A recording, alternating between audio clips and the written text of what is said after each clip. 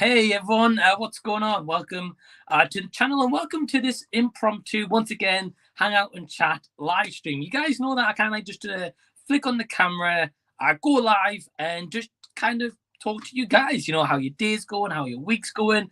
But more importantly, just recently, we of course had Christmas. So yeah, did everyone have a nice Christmas? What did you guys get? I hope you got something good. I hope you were treated well by Santa. And yeah, I hope you're doing good. Thank you for joining me in this hangout and chat. And yeah, I just hope you guys are all doing great. And we've got a comment from Drew saying, hey, what's up?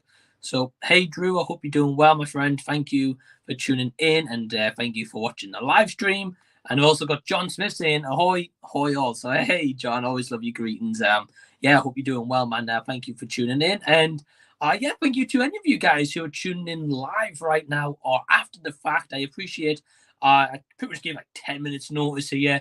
It is quite early. It's like 6:45 or 6:46 now in the UK. So pretty early doing like a hangout and chat. I usually do them like much later, but pretty much here just to talk to you guys and talk to whoever kind of stops off. And yeah, I hope you're all doing good. Thank you for joining me. We've got also Rody, also known as To Be Completely Honest, saying, so hey, hope you're doing well, man. It says, watching Inglorious Bastards on 4K, it actually looks great. So yeah, I remember, I think you were saying about this when you was saying about Inglorious and you'd heard like kind of bad things around it, or the 4K transfer wasn't or as great. So yeah, great to hear that. It does look good. I'm still yet to see that movie. I definitely want to, don't get me wrong. But yeah, I'm glad to hear that it's looking great, to be completely honest, and really nice that you managed to get the 4K.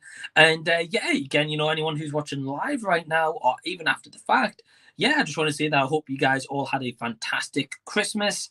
I hope you enjoyed the time with your loved ones or yeah, whoever you spent the day with or spent this holiday season with. Really hope that it is a great one, you know, and I hope you had some great gifts as well along the way. Feel free to share what you got along the way also.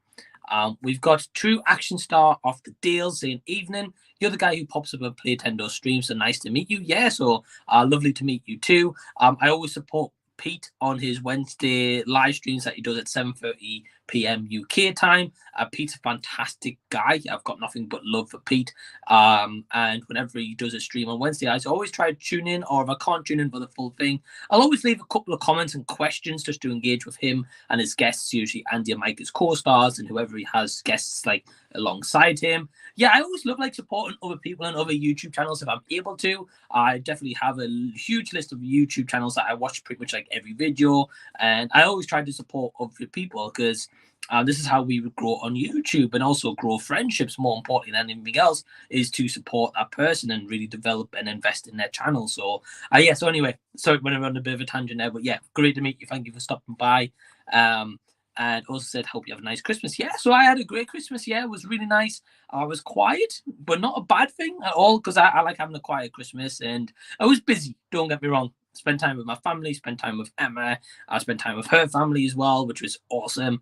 And yeah, you know, got spoiled by Santa. Got a whole bunch of chocolate I'm still trying to get through.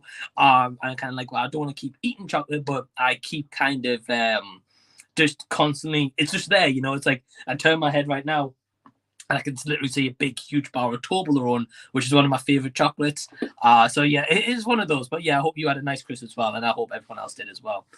We've also got Norin. So hey, Norin, hope you're well. Recently passed 200 subscribers not too long ago. So congrats, man. That's awesome. He says, hey, Mike, hope all is well. Just finished whipping up some leftovers for lunch. Yeah, dude, really don't blame you. I cooked dinner for me and my partner yesterday. I kind of made enough to the point where it's just enough for both of us. There's a couple of leftovers for sure.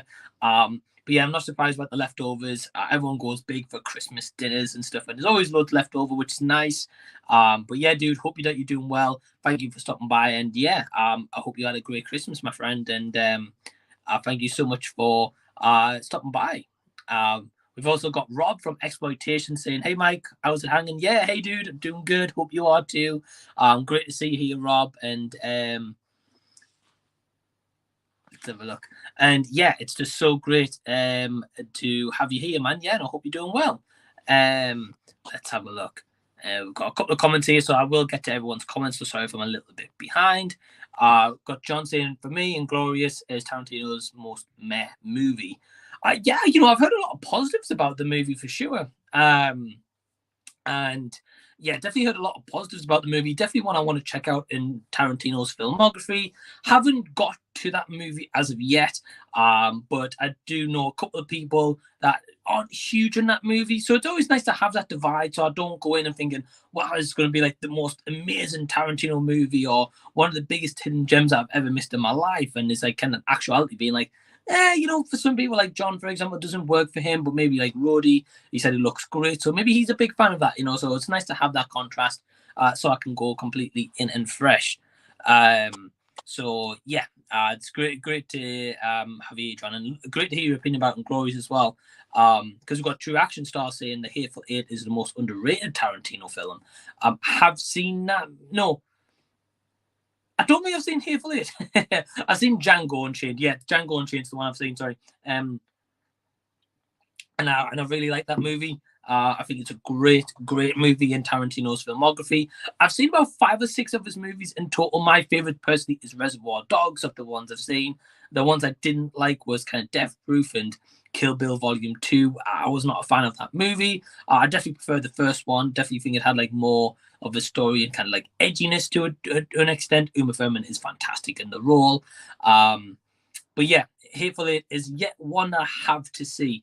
But I'm glad to hear that you're saying it's underrated. Definitely kind of gives me hope going into that movie, being like, oh, okay, look, well, True Action Star said it was pretty good. So yeah, I'm definitely excited for it. So yeah, if you've got a favorite Tarantino movie, feel free to drop it in the comments and we will certainly talk about it. Let's have a look. Okay. So we've got a couple of comments here. We've also got Harry from Halem. So hey man, hope you're doing well. Hope you're doing great. I wish you had Facebook, dude. I would have sent you the link to join me on this random chat right now. But he says, hey Mike, hope you're doing well. So yeah, I'm doing good. Hope you are too. And he said, did you get a chance to see The Whale yet? I haven't. No. I know it's a massive film with Brendan Fraser kind of doing like a big comeback return. I know we got like a massive standing ovation when the movie had the premiere. I can't remember what film festival it was, but he had a massive standing ovation. And he's a great actor. It's been definitely missed in the kind of like big spotlight in Hollywood as such. I can understand why I took the time out for sure. Everything that kind of went on there. But no, I haven't seen it yet. I saw your review and I know you said that you had like a lot of really high praise for it, which has got me more excited for it. I think about a month, 2 months ago or so, it was shown at like a cinema that's maybe about 50 minutes drive from where I live. So it's not too far, but it's not part of like kind of my like cinema membership that I've got where you can go see many amount of movies per month for like a fixed price as such. So it wasn't really like that.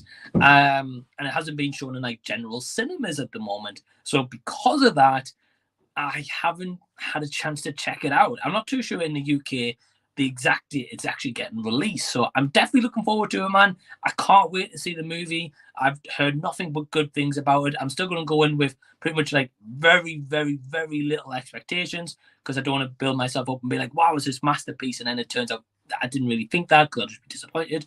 But yeah, very excited to see it. So what I also want to ask you guys who's watching live right now or even afterwards is what movies have you been watching recently? I've managed to catch a couple like recent releases. I've managed to couple some releases that are like older movies. So for example, last night I got to see Glass Onion and Knives Out Mystery, obviously the sequel to Knives Out.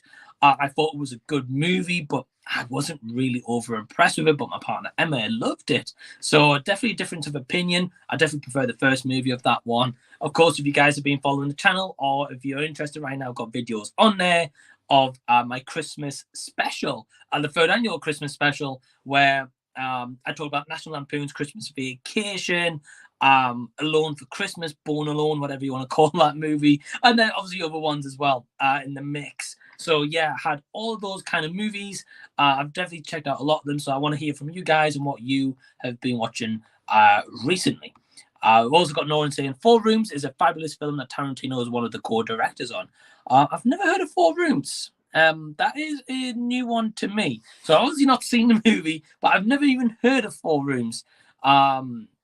I heard of Four Brothers, but obviously that's a completely different movie. So I'll have to check that one out, Noran. You've got me intrigued, my friend. I'll have to have a look. Rudy says, I've been doing great recently. That's awesome. And I'd like to apologize if I was ever rude to anyone during any live stream I've done on this channel. I've been working on myself recently. Yeah, man, don't worry about it. I don't think you've been rude to me or other guests that I've had on like a Z Talks or a Hangout and chat and stuff like that. No, I've never experienced like that, anything personally. At the end of the day, man, we've all got things going on, whether it is YouTube related, whether it's personal life related, work life, whatever we've got going on in our lives, to the point where sometimes our mood can get that low. We don't tend to like take it out on someone purposely, but we may end up doing that, and then we realize, oh, like, man, like, I wish I didn't say that particular thing or whatever. I'm not trying to get like too preachy or anything like that here. But we've definitely all had that moment at some point or another, and we realize, oh wow, okay. So I'm glad that you've been working on yourself, man. I hope that you're doing a lot better. And again, I just want to thank you for being here, man, and just joining me for this random hangout and chat on a Tuesday night. I had to think of what day it was there. I completely forgot. Exploitation Rob says, Inglourious is top tier Tarantino alongside Pulp Fiction and Django. Yeah, so I've seen Django, so I could definitely relate in terms of that was a good movie. I would definitely probably say like Reservoir was my favorite personally, then Django. But yeah, definitely a good movie. Pulp Fiction and Inglourious I've not seen, so I can't comment on those movies. But again, I've heard nothing but great things about both of them, especially Pulp Fiction for that matter. Of course, very iconic movie from what I've heard. And I know that it recently got like a 4K release as well. So I'm really excited to check both those movies out. I did actually pick up 2 4Ks today. I'll show you guys even. So I actually saw these on offer at a local video game store that we have, kind of like a media store that we have called CEX. And the first one I picked up was Wonder. That is Owen Wilson, Julia Roberts, and Jacob Tremblay. An absolutely beautiful, heart-wrenching story. And I absolutely loved this movie when I saw it in the cinema. And I really can't wait to check this out. So I got that for like a couple of pounds, maybe like $5, $6 maximum. So yeah, really happy to pick that one up. And then the second movie I picked up at this other 4K was a movie that I've only seen once, saw it in the cinema. I wasn't a huge fan of it, but it's kind of like a special edition, and it's from Christopher Nolan, and I'm an absolute huge fan of his filmography, and that is Tenet. So yeah, I managed to pick up that today with the kind of limited edition booklet, where it does have a selection of imagery and secrets from Tenet. So, even if you don't like this movie, I'd say I wasn't huge on it. I didn't hate it, but I wasn't the biggest fan. But I got this for £10, about $12, $13. I like special edition exclusive booklet as well. I was like, I have to pick this up when I saw it immediately. So I'm looking forward to revisiting this movie. Whether I think it's actually better than the first time I've seen it or whether I think it's worse, I'm still excited to have it as like a limited edition. And then I also picked up a couple of other titles today. So not even doing like an unboxing or anything, but kind of just showing you guys a couple of titles I got today. I want to revisit these movies with my partner, Emma. So I picked up Diver Wimpy Kid 2. I want to get the first one. Liverpool Comic Con that I went to in October is announced that Zachary Gordon, who's right here, is actually coming to do a signing. So I definitely can't wait to meet him. And I definitely want to go. Hopefully they're going to announce Devin Bostick, who plays Roderick. I would love to get signed with that. So yeah, I bought that today. I also got an anime movie, The Girl Who Leapt Through Time, which I've never seen, but it sounded awesome. It was only a couple of pounds, again, maybe about $5 maximum. And yeah, really can't wait to check this one out. I've heard good things about it. It's won a lot of like 2007 prizes, or at least nominated for it. So I really can't wait to check it out. 2 more movies I also picked up today. Is 2 movies I have seen, and I love these movies. The first one is Jake Gyllenhaal in Nightcrawler. Absolutely fantastic movie if you've not seen it. Definitely agree with it. I don't know if I'd say like masterpiece as such, but it's definitely a fantastic movie. Can't wait to check it out once again. But yeah, picked that up today for like £3. So again, like $5 maximum. And then this next one was kind of like a special edition release, which I found. Got this for maybe about $8 and $9, but it's the Arrow edition of Candyman. So yeah, it was over the moon to get Candyman today. Really enjoyed this movie. Saw it for the first time ever. not too long ago. Really enjoyed it, and yeah, it comes with a whole bunch of special features. So yeah, they're just some physical media pickups that I got today. Sorry guys, just open the window because it's absolutely roasting warm in here. But I also just want to let you guys know before I go back to your comments and read them, so I appreciate anyone who's watching and commenting right now, is January 1st. Mark the date in your calendar. January 1st on Did You See That channel, I am starting a brand new live stream series, and I would love to know your thoughts on this. And on January 1st, every month, once a month, I'm going to be doing a special Back to the Future themed live stream. Yeah, so whether that is talking about the first movie, the second movie, the third movie, the animated series, whether it is talking about a list of like top 10 characters in the franchise, top 10 moments from the trilogy or the first movie, second movie, or behind the scenes like discussion or outtakes or bloopers that we've noticed. I'm going to have different guests on kind of each month, but I am going to have a co-host of Jason, who is from Jason the Old Millennial, is going to join me each month. And we're going to discuss completely Back to the Future once a month in a special Back to the Future themed live stream. So I hope you are all excited for that. I really can't wait to talk about it. I'm going to be covering a lot more Back to the Future stuff from January 1st onto the channel. So I hope you're all excited. I can't wait to deep dive into my favorite franchise of all time. And I can't wait to get you guys possibly on for the stream as well. And yeah, January 1st is going to be the first episode. Date and time to be confirmed, but it's probably going to be around 8 p.m. UK time, January 1st. So if you're a fan of Back to the Future, please do get in touch with me, and I'll certainly have a look to get you on one of those live streams. And I can't wait to really bring this to you. It's one of the projects I've been working on for a very long while now, and I'm excited to bring it to you guys. So yeah, January 1st, Back to the Future special live stream coming once per month on a different subject each month of the trilogy. So look out for that. And yeah, also if anyone wants to join me for hangout and chat right now, drop me a message on my Facebook. I'll send you a link and I will get you on for the live stream right now. So yeah, let's try catch up with your comments, guys. So thank you so much for anyone generally who's tuning in right now. I really appreciate you guys, and I've got a lot of comments to catch up on. So let's try catch up on some. We've got Rudy, to be honest, is saying Tarantino is my favorite director. Inglourious is his second best movie. All right, well, I would love to know from you, to be completely honest, is if you're still watching, what is your favorite movie from Tarantino? Let me know. Exploitation Rob says, love Hateful Eight. It's basically a play, a really freaking great play. Yeah, I know it's got like an all-star kind of like build cast. Really looking forward to it. And I'm definitely looking forward to checking it out at some point. Now, it's not to say I'm never going to check it out, because I definitely do want to, but I just haven't got to it as of yet. I'm slowly getting there, though. I've seen a lot of movies, especially this month, for the first time ever, which I've been really excited around. And yeah, I can't wait to check out more movies next year. Definitely going to be deep diving into more older movies as well than just brand new ones. So yeah, I'm looking forward to what I've got coming up. He says, also, I love Hateful Eight, but it gets worse upon each rewatch. Okay, well, that's definitely interesting. I like doing rewatches, don't get me wrong. I know some of you guys love like rewatching movies time and time again, and I'm exactly like that for Back to the Future. But a lot of other movies, I might like watch like once or twice, and that's kind of it. So I'm not a one who'd be like upon each rewatch unless I absolutely love the movie. But yeah, sorry to hear that it gets worse upon each rewatch. That ain't great. But he does say Clerks 3 released on Blu-ray in the UK yesterday, which I know you'll be absolutely over the moon with, because to be completely honest, absolutely loves Clerks. So I'm not surprised. So I'm glad to hear it, man. Lego says, yo, another stream. Sorry I missed last one because I was in Spain for Christmas, but in a rubbish place with Wi-Fi. Yeah, dude. Well, firstly, Lego, hope you're doing well, my friend. Thank you for tuning in. Lego's a huge supporter of the channel. I also love to support his channel. Very fantastic guy as well. So I hope you had a great Christmas in Spain. I hope that was all good. I saw that you got like a Lego Star Wars battle pack and stuff. So that was awesome. Got to tune into a little bit of a stream earlier. So yeah, my friend, I hope you're doing well. And thank you for tuning in.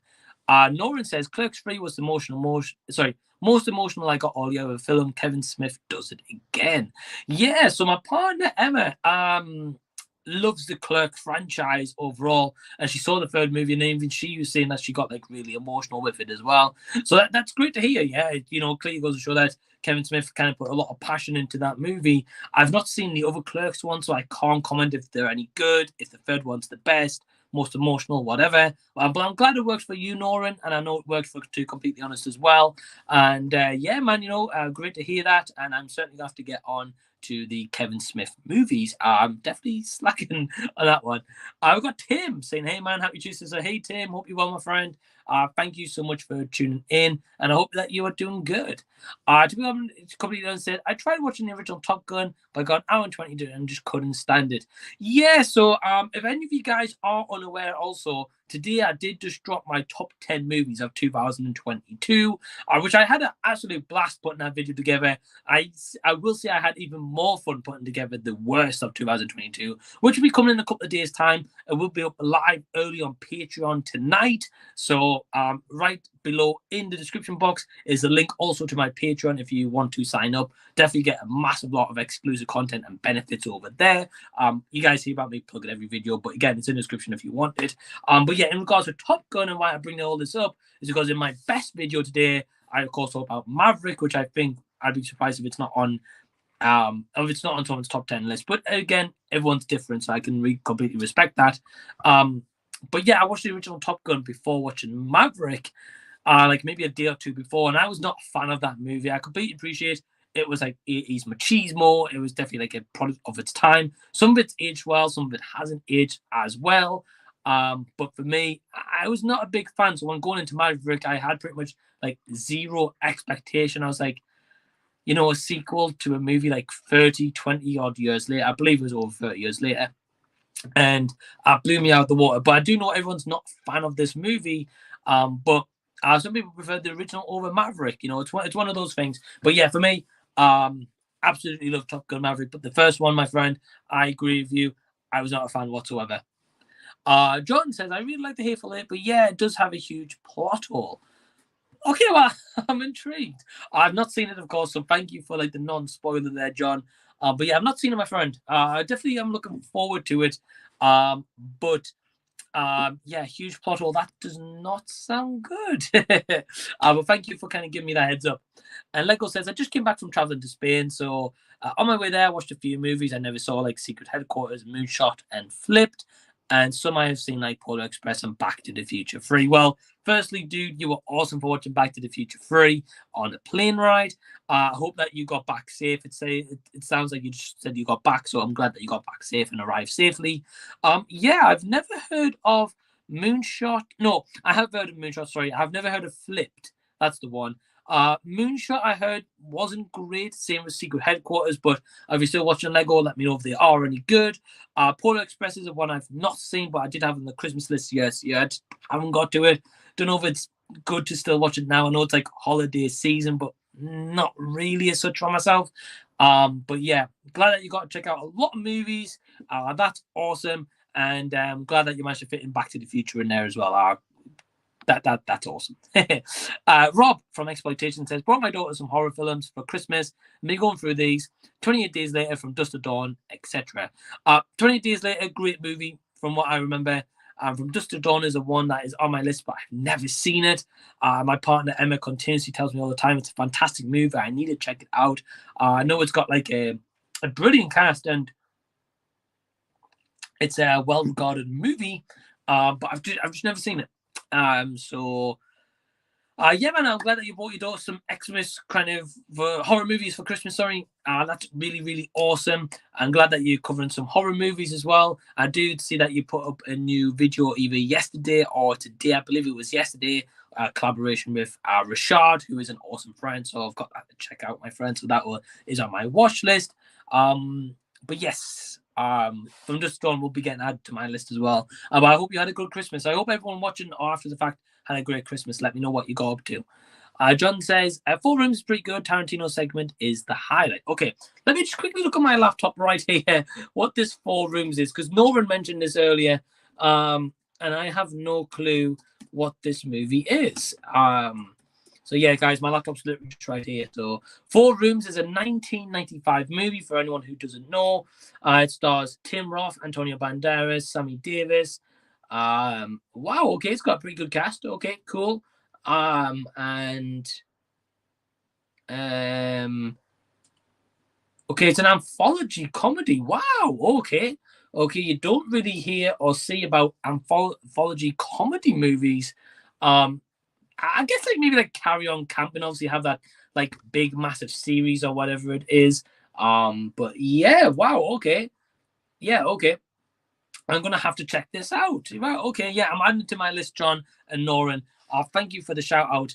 And Tarantino, that's pretty cool.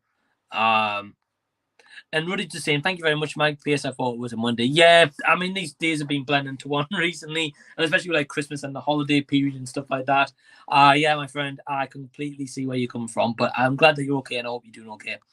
Ruddy said to completely everything is about Kevin being a great writer. Yeah, I've not seen a lot of Kevin Smith movies, so I can't comment too much. Rob saying, Four Rooms is okay. The Tarantino section is based on a Hitchcock short, which is based on a Roald Dahl short story. Wow. Okay. Okay. Rob saying it's okay. A couple of people are like John and Norton saying it's a great movie. I love the difference in opinions here as well. Yeah, I'm definitely still going to check it out, and I'll, of course, for my own opinion, if I do, I'll let you guys know. But yeah, I've not seen a lot of Hitchcock work. I know obviously it's got some big movies in his arsenal. Haven't seen them. And Roald Dahl, I know, is a well-known writer, and I've seen a couple of like movies based on Roald Dahl books as well. So I'm certainly intrigued with Four Rooms. So thank you for the heads up, guys. It says I need to do a video on the Clerks trilogy one day to have a lot to say.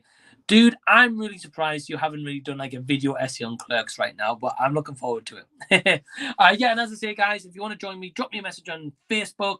I'll see about getting you on to the chat. Like Jason and I know Ryan and stuff was watching. I know those guys are on Facebook, so just let me know. We've got Ryan here though saying happy Tuesday. Wonder's great. I have the Steelbook target made over. I think I paid $10. That's a nice Tenant set. Yeah, man. So I think I was having a look, and I'm not sure if the UK got a limited edition Wonder set. I think I looked on eBay and I couldn't see any Steelbooks because I always prefer to get a Steelbook if I'm able to. I wasn't able to, unfortunately, but I'm glad that you were to. Send me a photo on Facebook of the Steelbook. I would love to see it. But $10 is pretty darn good, man. And the Tenant set, yeah, I saw the set. I didn't know it was like a 3-disc set as well. And I saw it today. It was like £10. So again, like 13, 14 bucks, like maximum. And it had like the booklet as well. And I was like, wow, okay. Well, I'm going to watch this movie. It's on 4K firstly. And then also it's got like this special booklet as well. I was like, I just couldn't say no. I was like, I love collecting like kind of like booklet and boxes like that. So I was like, I have to have it, my friend. So that's the story behind Tenant. Typical says, I didn't like Tenant. Felt like I was confused about a real purpose. Yeah, that's kind of like how I felt a little bit as well with watching the movie. Again, I've only seen it once in the cinema, and I know it was like during like just like COVID, like Chris Nolan's like, right, well, this movie's getting dropped regardless. I'm not going to delay it even longer. And yeah, I remember it being like underwhelming. A lot of people like really excited and expected that movie. I was kind of like, I'm looking forward to seeing it because I like Nolan, but I didn't have high hopes, and yeah, kind of left feeling the same way. So it sounds like it wasn't just me. We've got Jason here. So, hey, Jason, hope you're well. He says, I'm still getting over a cold. I'm exhausted from working the last 2 night shifts. I'm in bed listening to the live stream. So, yeah, well, firstly, Jason, hope you get well, my friend. Jason, fantastic guy, and I can't wait to do the Back to the Future live streams with him from January 1st. So, again, mark the date and time in your calendar, 8 p.m. UK time. But yeah, I hope you're well, my friend. Sorry that you've been working pretty tirelessly by the sounds of it, and you're not well at the same time. So, yeah, hope you're getting well, my friend. And I hope you're okay, Jason. But thank you for tuning in, and hopefully can provide you with some entertainment as well as the rest of you guys. Ryan says, Avatar is expected to pass 1 billion tonight. Yeah, I think it's already hit 900 million from what I last read, if I'm not mistaken. So I'm not really surprised it's going to pass 1 billion. I'm certainly going to be checking it out again at some point in IMAX 3D. I saw it in the regular showing when I saw it the once because I got to see it with my dad. and I've shared the story before, but it was the first movie seen in the cinema for 12 years. My dad was definitely not going to be wearing 3D glasses, so managed to find a regular screen and didn't really impact me whatsoever. I was like, it's still a movie, still watching it for the first time, but I definitely want to feel like the immersion with the IMAX 3D. But yeah, I'm not really surprised it's going to pass 1 billion. At this point, being honest with you, I wouldn't really be surprised if it passed more than the first Avatar movie with how quick that's got to 1 billion already. That's amazing. So I really do. I really hope it does well. I wish the best for James Cameron now and his movies. I really like the guy. Video Tracer says, even also, hey Gareth, hope you're well. Harry says, steady hands, Mike. Yeah, steady hands indeed, my friend. Quote from Nightcrawler, if you've not seen that movie, great movie. I've got two can play at that. Sorry, he says, hey Mike, so that is my friend Charlie and Barney. So hey guys, hope you're doing well. Thank you for tuning in, and I hope you're both doing great. Yeah, thank you so much for tuning in. And again, I hope everyone had a great Christmas and a nice holiday season so far. Exploitation says, girl who left through time was so close to being great, but there was something that turned me off, which I will keep to myself. No spoilers. Wow. Okay. It was so close to being great, but something turned them off. Wow. Okay, Rob. Well, I'm intrigued. Thank you for the non-spoilers, by the way. Yeah, I've heard great things about it. Again, I saw in the back of the box it won a lot of awards in 2007. I think I've seen it on Amazon Prime as well, but the Blu-ray was pretty cheap. So I thought, look, I'm going to pick it up. If it's not great, I can obviously, of course, can I trade it in? I don't really want to, of course. But I was worst case, I can do that. But I'm very excited to check it out, Rob. So as soon as I do, I will certainly leave a comment on your videos, or I'll get in touch with you via email if I can get your email, and I will let you know my thoughts. But I'm glad that you've seen it. I'm glad that you think, for the most part, it sounds like a pretty good movie, apart from one thing. So I'm intrigued. Harry says, Nightcrawler is super underrated. Awesome pickup. Yeah, absolutely agree. I've only seen the movie once. Jake Gyllenhaal, I pretty much love any movie that guy's in. He's a fantastic actor. Probably one of my favourites, being honest with you. I don't see him enough in things sometimes, I personally believe. Or he's maybe a bit more choosy about the projects he picks. And if he is, I really don't blame the guy. But yeah, Nightcrawler is an awesome movie. Really can't wait to check it out again. And I'm actually going to probably watch it at some point with my partner Emma, because she's never seen it. So it'll be great to get her first time experience and my kind of second time experience on it, because I've not seen it in years. So, and I'll certainly be logging it on Letterboxd as well. But I'm glad that you also enjoy it, my friend. Ryan says, love Candyman. Yeah, fantastic movie. I've never seen the sequels to Candyman. I've seen, of course, the original, and then the brand new Jordan Peele one from last year, I think it was. Yeah, I definitely prefer the original, of course. That's the main Candyman movie for me, and Tony Todd's fantastic in that. Yeah, and when I saw that Arrow video, kind of special edition of sort, I was like, I have to pick this up. It was really cheap as well, so I was like, yeah, I'm picking that sucker up. No one says, Candyman rocks. Tony Todd is absolutely amazing in that movie. Couldn't agree more, my friend. Tony Todd is fantastic. It'd be great to meet him one day, but I do know, with a lot of conventions over in the UK, he gets announced to appear at these conventions. Myself and other people are absolutely buzzing and being like, oh wow, we're going to go meet him. Then he kind of cancels last minute, so I'm not really surprised. But hopefully one day.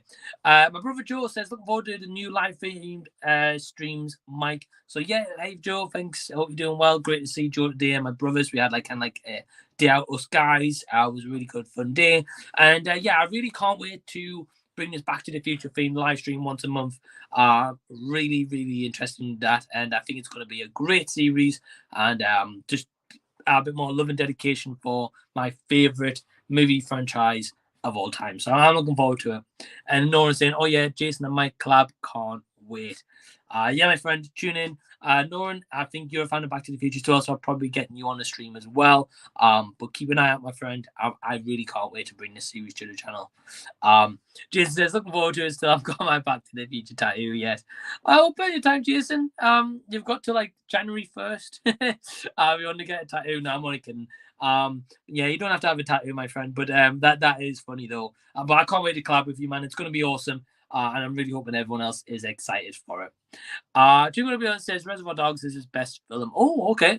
Cool. Well, I'd say Reservoir is definitely my favorite, the filmography of Tarantino's I've seen so far. So I'm glad to hear that you kind of agree, my friend. Norman's saying Reservoirs number one as well. So yeah, that's awesome, dude. A lot of love for Reservoir Dogs tonight. And my partner Emma was the one who introduced me to that movie. So yeah, Awesome movie. Video Tasties Gareth says, change your video intro makes you want to watch Back to the Future every time. Yeah, so what happened was, just a quick story for you guys, is if you're looking for like a really fancy like intro, well, not, I don't know if I'd say fancy, maybe that's the wrong word. If you'd want like a cool kind of intro, which I've got, which I personally think is cool. I'm not saying everyone else thinks that, by the way, just my personal opinion, is I went onto a site called Fiverr. Now, Fiverr is kind of like a commission kind of based website for people who can create kind of what you want, like proofread books, make YouTube out like intros, outros, whatever it is. And kind of like my old intro that I had for my channel, which was called the Z Review, some time ago now, was obviously did you see that, because I had to change the name, and I still kind of preferred this brand new name. Is I had to have a new intro. Now, I'm not fancy with making like kind of like intro graphics or anything like that. I wouldn't know kind of where to start, so I went on to this Fiverr, and the guy who commissioned my old intro also kind of made that Back to the Future themed one. Just be like at the same time, he's like, oh well, look, he's like, for an extra like an additional amount, like you can get this intro as well. And at the time I was like, it's a bit too much, money to kind of pay for that. So I was like, nah, it's cool. So then he ended up commissioning that one, and I went back to him some time afterwards when I was changing my channel name. I was like, oh look, I really love that intro. Is this still possible? And he's like, hell yeah, man, let's do it. So we did it, and that's how I got my intro. But yeah, I wanted an intro that kind of like just screams like myself and my channel and what I represent and what my channel represents, like like movies, Back to the Future, just like kind of like like kind of getting lost in things, really, and that's what I want to really represent. So I'm glad that kind of represents to you and makes you want to watch Back to the Future. It certainly makes me do the same. And I've always got my display here as well. That makes me want to watch the movies as well, my friend. Okay, Jason says, where does the Batman rank amongst all the Batman movies? Oh man, that's a bit of a tough one. Okay, so Batman movies I've seen. I think this is probably the best way I'm going to be able to rank them, because I've not seen every Batman movie ever, so I can't fully do a full like ranking as such. And I've never seen like any of the animated ones apart from Batman Ninja. So I know there's like classics like Phantasm and stuff like that, Mask of the Phantasm. So the ones I've seen, okay, so I've seen the Dark Knight trilogy, I've seen the Batman. I'm not counting the Ben Affleck's ones because he didn't get his own solo Batman movie, and then of course I've seen the Burton Batman and Batman Returns. So those are the Batman ones I've seen. In terms of those 6 movies, I'm gonna go probably Batman Begins and Batman like the Dark Knight, sorry. Those are my favorite movies. I would say it flip-flops between the two, but it's more so Batman Begins for me personally than kind of like the Dark Knight. Or some days it's Dark Knight, then Batman Begins. It really depends. I'm going to put the Batman probably number 3 in my list. I'm going to go Batman Begins, Dark Knight, The Batman, Dark Knight Rises, Batman, and then Batman Returns. That's kind of my ranking on top of the head and kind of like on the fly. So yeah, that's where it ranks for me. But it's tough because, as I say, kind of like flip-flop between them. So it's kind of that I would say. It's my second favorite Batman film currently. I'm not really surprised yet. It's such a fantastic movie. Ron Pattinson's great as Batman. Paul Dano Riddler, great. Colin Farrell's a Penguin, absolutely unrecognizable. And yeah, the Batman is on my top 10 list of the year, by the way. If you haven't seen that video, it's live on the channel right now. Go check it out. Got Harry saying, have you had a chance to play Pokemon Violet? Sorry, slightly addicted right now. I haven't, my friend. No, I don't own a Nintendo Switch. My partner does, so I could always buy it and go on the Switch kind of like that way. But yeah, I haven't played Pokemon Violet, my friend. But I've heard good things. I've heard good things about it.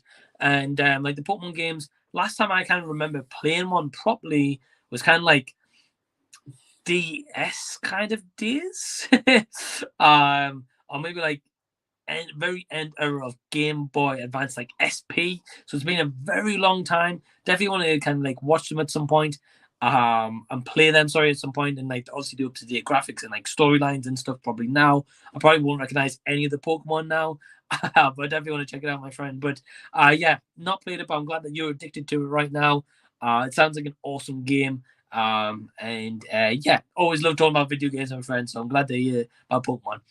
I got Lego saying Flipped is a young rom-com set in the 60s where two kids that have known each other since childhood, but the guy hit the girl and the girl liked the guy till they switched their opinions. Wow, okay. Yeah, I'm going to quickly look at that one. Let's have a look. I'm just going to quickly put it on Google. So sorry, guys. Flipped movie. All right, so Flipped is a 2010 movie for anyone who's interested. Okay, looking at the cast list, I don't think I recognize anyone. But it's got 7.7 out of 10, so that's pretty good score. Well, to be honest, that is a pretty high score for IMDb. So that sounds awesome, to be honest. It sounds like kind of like a sweet movie and a very interesting movie, like the role reversal, but kind of like a different scenario and like a plot. So yeah, I'm gonna add Flip to my list, Lego. So thank you for that. He said like the girl hit the guy and the guy liked her. Yeah, I'm gonna check it out. I've never heard of it, so I thank you for the recommendation. It sounds like you really like that movie as well. Or I think you said you did, because I know you said you watched it on the plane. So yeah, let me know if you liked it or not. It sounded like you did though. So yeah, that's awesome to hear, man. I've got Jason saying I'd pay someone to try explain the plot of Tenant and have it make sense. I was confused 5 minutes into the movie. I'm afraid to watch another Christopher Nolan movie. Okay, so I would say, Jason, with this one, so Tenant, I can get where you come from, absolutely. Have you seen Inception by Christopher Nolan? Have you seen Dark Knight trilogy by him? If you've seen those movies, then fair enough. If not, yeah, he definitely makes like kind of like weird out there kind of movies, and he kind of goes for big spectacles as well. I'm looking forward to, in a sense, Oppenheimer next year by him. But I can understand that Tenant's not for everyone. Some people didn't like it. Well, to be honest, I think a lot of people kind of like. I think it's mainly for like the editing, kind of like the sound mix in that movie. I think kind of let the movie down for a lot of people. But I'm excited to check it out. If I check out the movie, Jason, and I completely 100% understand the plot on a second viewing, I will message you and explain the plot to you, my friend. No payment needed, but I will explain the plot to you if I can. Ryan says, did you see the Batman? Did you see for the Batman, sorry, they released a script book on Amazon? Yes. Yeah, I did, yeah. I saw that they released a script book at the time. I didn't get it. I heard good things about it, though. I don't know if it kind of gave, from what I've read, I think it was kind of give a little bit more back detail about the whole story. But I remember at the time I didn't want spoilers. So yeah, I heard about that, Ryan. Yeah, I haven't read it though. So if anyone in the chat or watching live, or even after the fact right now, has read the script book of the Batman, let me know. Let me know in the comment section below, and I would love to hear about it. I think my friend Zeke from the Venom vlog, I think he read it, if I'm not mistaken. I've also got like a Lego News says, so Flip was good in my opinion. Okay, awesome. But Secret Headquarters was good with crunch time, but had cool visuals. Moonshot was 7 out of 10, but the trailer was better in my opinion. Yeah, that's the thing, I guess, with trailers. Like sometimes it kind of shows the movie or shows like the best parts of the movie, and it shows like kind of like a big kind of like sinks you in and gets you invested, being like, oh wow, like this is the reason to check out Moonshot kind of thing, or whatever the movie is that the trailer is doing. So yeah, firstly, glad to hear that Flip was good in your opinion, so that's awesome. Secret Headquarters, I think that was Owen Wilson, if I'm not mistaken, like a superhero based movie. Yeah, I didn't hear great things about it, but you said it was cringe at times, so doesn't give me high hopes. So I think out of the three of them, Lego, if I'm being honest, I'm definitely more inclined to check out Flipped. But I'm glad that you enjoyed it, my friend. That's awesome. We've also got Dave from Downton saying, hey, Mike. Hey, Dave. Hope you're doing well, my friend. And yeah, hope you're doing great. Thank you for tuning in, my friend, and I hope you're doing well. I've got Jason says, do you know how many subscribers you gained this year? Yeah, so I think anyone who does a YouTube channel, by the way, who's watching, you should get an email from YouTube, or if you haven't had it already, about like your summary, like how many views you've had, how many watch time or whatever you've gained, and how many subscribers. That kind of like stuff I don't really go into, and not in terms of not go into, but in terms of like I don't really pay much attention to it, being honest. I'm just like, look, the channel does as good as it does. I try and grow it as much as I can. In terms of subs this year, I would like to say maybe 700-800 if I'm not mistaken. I might be wrong, or maybe even less than that. I really can't give you like an exact figure. I'd have to look on my email to get like the exact number. But I know it's been pretty good growth. So you know, kind of like as part of that, I just want to say thank you to any of you guys watching live right now or afterwards, and who's been supporting my channel from day one, today, you know, a month, a week, year, 2 years, 3 years, 4 years, however long. Just thank you for checking out the channel. Really, really appreciate all you guys. And yeah, just got a lot of love for you guys, and I really appreciate the support. It makes me feel motivated when I do YouTube. It keeps me motivated to do YouTube. Not to say that I'm not anyway, but it certainly helps. And yeah, you know, I've made some great friends from here. You know, like Anthony Perez, Jason, Ryan, Dave, Jacob, Rashad, Blacktastic Media, Q Reviews, Lego M News is a good friend. Just like so many of you guys, AJ Movie Plays, AJ Ford. You know, there's so many people. Pete Playtendo guy. I could literally list loads and loads and loads and loads and loads and loads of people. Now, I probably might make like a little video one day doing that. But as of right now, there's some that literally comes like straight top of my head. Yeah, you know, it's been great getting to know you guys, and that's all thanks to you guys tuning in and subscribing and supporting the channel. So yeah, I just thank you so much to everyone who supports the channel. Really, really appreciate it. Without getting too cheesy. Ryan says, what movie next year to you on paper just makes you go, I'm definitely not bothering with that one? That's a good question. Being honest with you, Ryan, I don't really know many movies coming out next year. I know about Spider-Man Across the Spider-Verse, I believe. Let me have a quick check. Just while I've got the laptop open here. Movies in 2023. And then I'll be able to answer this question, Ryan. So sorry, I've just got my laptop here. All right, so I'm just having a little look at the list now.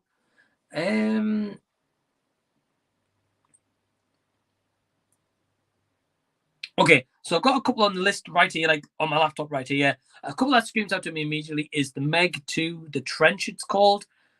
Yeah, I wasn't really bothered about the first one whatsoever. So, I mean, I'll still see it, but I'm not really enthusiastic for it. And another one that I saw totally get-go here was The Expendables 4.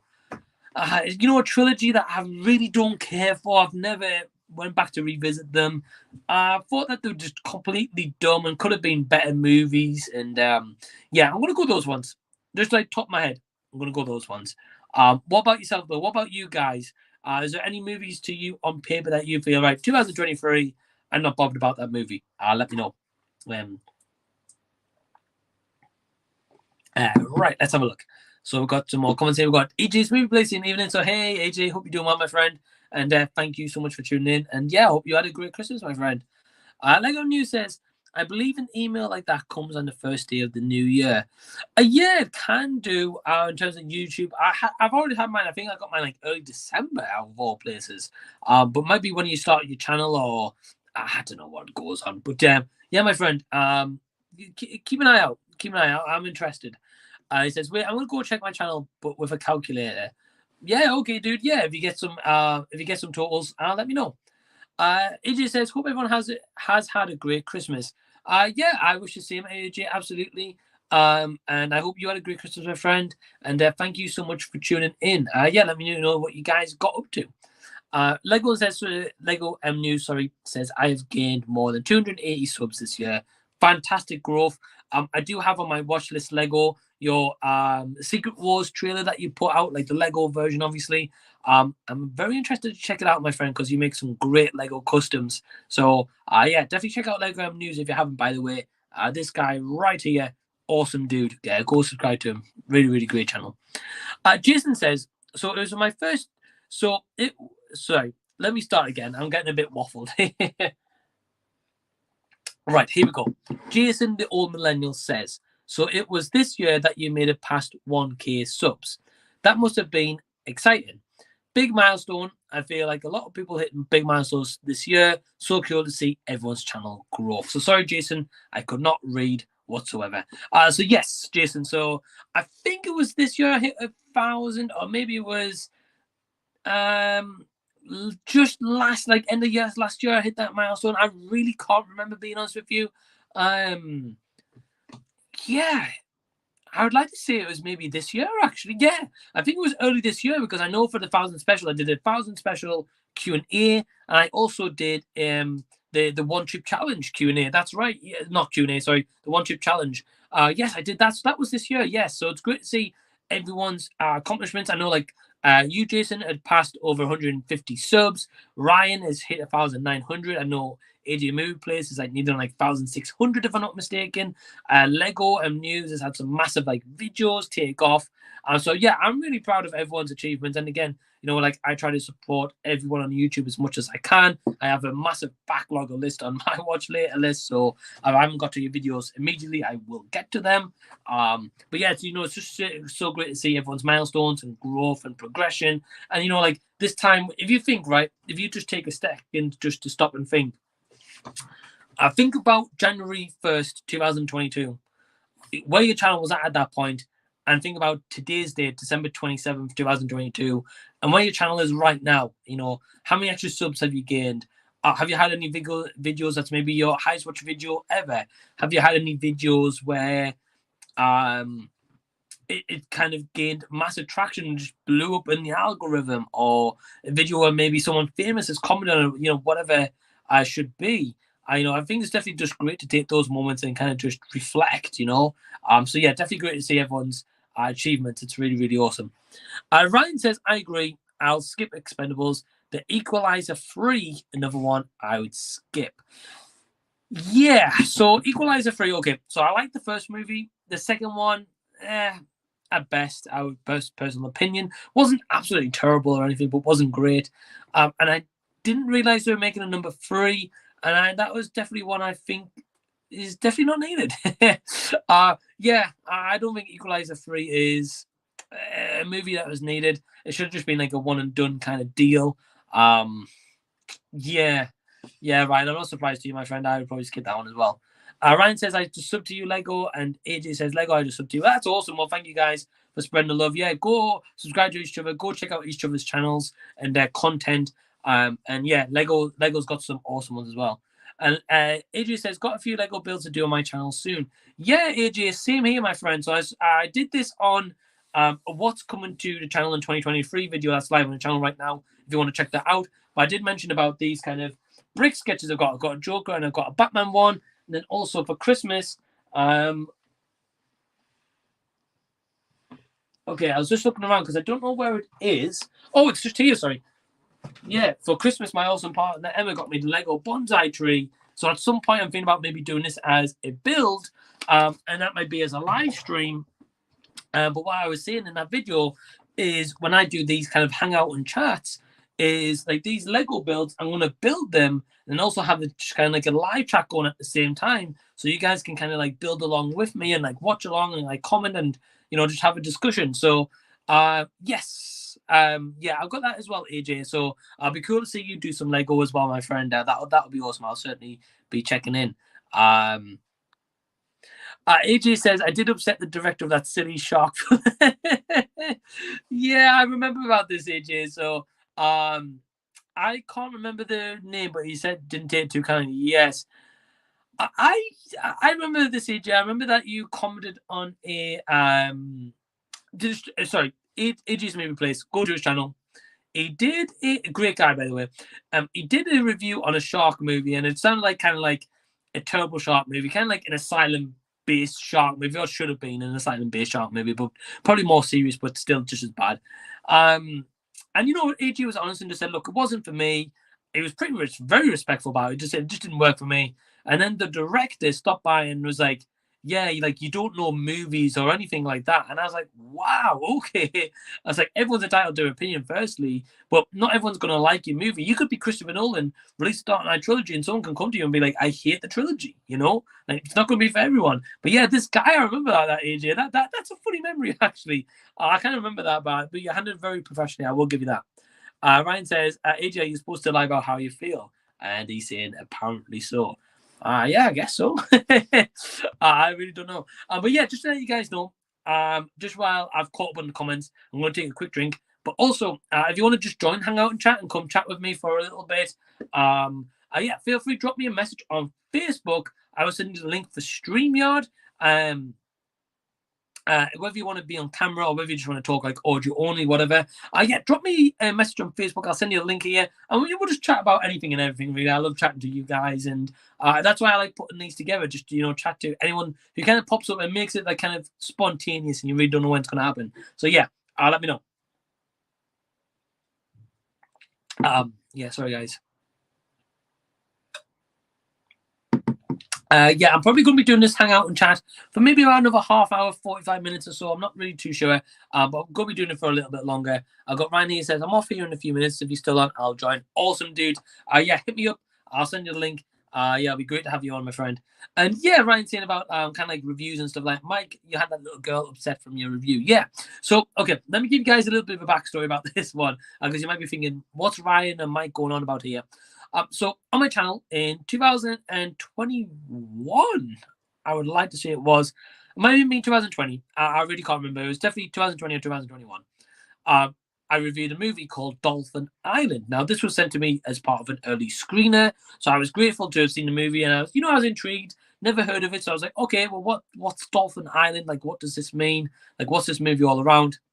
And I was not a fan of the movie. Let me put it that way. I was honest in my review. I said, look, it wasn't a great movie. Didn't work for me. Whatever. About a year later, and I'm not kidding, about 1 year later or so, there was an actress in this movie. And I'm not sure if she was one of the main actresses. I think she was probably one of the main actresses, if I'm not mistaken. She literally came to my YouTube channel and was like, yeah, don't like the way you look. You talk funny.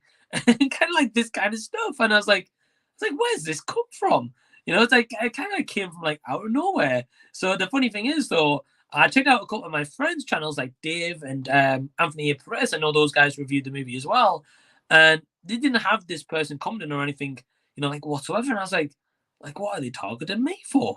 Maybe I was the first result that popped up when they searched Dolphin Island review when I was there. And yeah, this girl was like proper going in on me. So I just went back and I was like, well, it's not my fault the movie wasn't great in my personal opinion. Maybe star in a better movie. I hope you get better work. Or actually, I said to her, I was like, well, if you come on like internet, like kind of trolling and bullying people, I was like, that's not really giving you a good impression for like filmmakers who maybe goes out to search this kind of stuff, So I was trying to be professional about it and everything, and I was trying to, just be friendly and nice to it. Although this girl just kind of come and attack me about like for absolutely no reason because I didn't like a movie, and yeah, that's pretty much what happened. So it was an interesting story anyway. It was an interesting moment for sure. I definitely had times where I reviewed like some early screeners before. I maybe haven't been a fan of the screener, and maybe someone like an actor or maybe like someone in the cast or crew or like the behind the scenes kind of guys and girls comment on my video being like, oh yeah, you're wrong, or like recently, here's a funny one. So recently, which is on my worst of the year list, by the way, so keep an eye out for that. Again, it will be on Patreon probably tonight. I did a review of a movie called Bones and All, which is Taylor Russell, Timothée Chalamet, and Mark Rylance.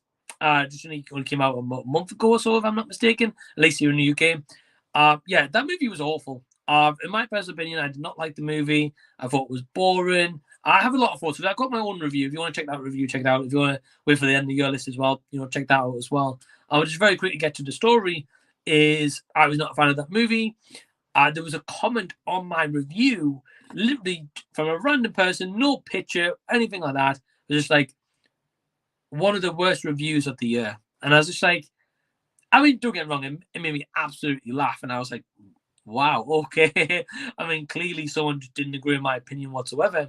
And it was funny because they were like, yeah, one of the worst reviews of the year. And I was like, well, clearly you liked the movie and I didn't. But, what a way to go around it. Just being like, oh, instead of just being like, hey, Mike, just watch your video. Got to say that I disagree with your opinion. And I'm sorry it didn't work out for you, whatever. And, could have had like a nice friendly discussion. That's what I like. When I put out a video and you guys, if you comment or anyone who watches and comments, even if it's a random person coming to the channel for the first time, and, they see the review and they're like, oh, I don't agree with Mike's opinion. I think he got this one wrong, or maybe he absolutely loved this movie and I hated this movie, or I didn't dislike this movie. I like having those discussions, and I'm like, okay, wow, well, look, I'm sorry it didn't work for you, but it did for me. What about it as such didn't work for you, or what about this movie worked for you and didn't for me? But when it's like a comment like one of the worst reviews of the year, I was like, yeah, no. It's just one of those things. So yeah, it's certainly interesting. Let me put it that way. So yeah, it's one of those. You get those comments, to be honest, sometimes. So it's going to happen. I'm sure everyone who's got a YouTube channel has probably had some kind of like dislike comment at some point. We've got Ryan here. So before I read the question, I'm just going to drink. Ryan says, is there any conventions you want to attend in 2023? Okay, I think it's a tough one because for me, like, for example, like, got Star Wars Celebration coming to London, and that's sold out within like minutes, really. So I would have loved to have gone to that, but it's also at the same time as a gaming festival I go to every year called Insomnia, which I've done vlogs for on the channel. So I'm going to Insomnia this year. So I would have loved to have kind of gone to Star Wars as well. That would have been cool. But in terms of conventions, okay, so just let you guys know what conventions I've got coming up this year, so which you can expect to see vlogs for. In February, I'm going to an event called Future Fan Fest 2, which on the channel I've done a vlog of Future Fan Fest, which was in Blackpool this year. So I'm going to that in February. In end of March, April time is Insomnia Gaming Festival, so I'm going to be at that one. In May, I'm going to Newcastle Comic Con. So I'm going to be going to that one. And I'm not sure if I'm going to be... Oh, yes. So in November next year, I'm going to the Horror Con, so for the love of horror, which I did a vlog for this year in October, I think it was. Yeah, I'm going to be going to that convention. So I've got a couple like lined up. Not to say there's not other ones I'm going to go to, because I might be going to Liverpool, possibly in March, I think that one is. So I may be going to that one. It's just kind of getting the time of work and stuff. But in terms of Ryan, in terms of going to your question, is there any cons I want to go to? I think it's tough, because like, I mean, a dream of mine, I guess, in a way, is I would love to go to like San Diego Comic Con, but obviously that involves getting a plane trip to San Diego, and being able to do that. And yeah, it's just one of those things. I would love to do like stuff like that. But there's just some that I can definitely attend, like the ones I've just listed. There's some that there will be some that I won't be able to attend. So I don't know. Let me know. Let me know from you guys. Are you attending any Comic Cons or any conventions this year? Let me know, because I'd love to know which ones you guys are going to. Jason has commented. Sorry, he says someone random on Letterboxd replied to a review that I did not get the point of the movie. I replied back to them. I replied back to them, okay, tell me what the point is, but they didn't reply back. Yeah, I would like to say, Jason, was this for Guillermo del Toro's Pinocchio? I can't remember what the movie was. I know you did a video when you do about what you watched in that week. I know there was a review. You were like, I don't get the point of this movie, and then someone replied with that comment. And yeah, I don't get that whatsoever. Fair enough. Okay, so I'm saying you don't get the point of the movie. So they're just being a troll, kind of like to start with. But at least, reply back and be like, this is the point of the movie. Did you get that? Or, at the end of the day, there's some movies where you all watch and we're like, we don't understand that movie. When somebody kind of explains or read up, I'm like, oh, wow, okay, yeah, I get that movie. Maybe still don't like it, but yeah, I get that movie.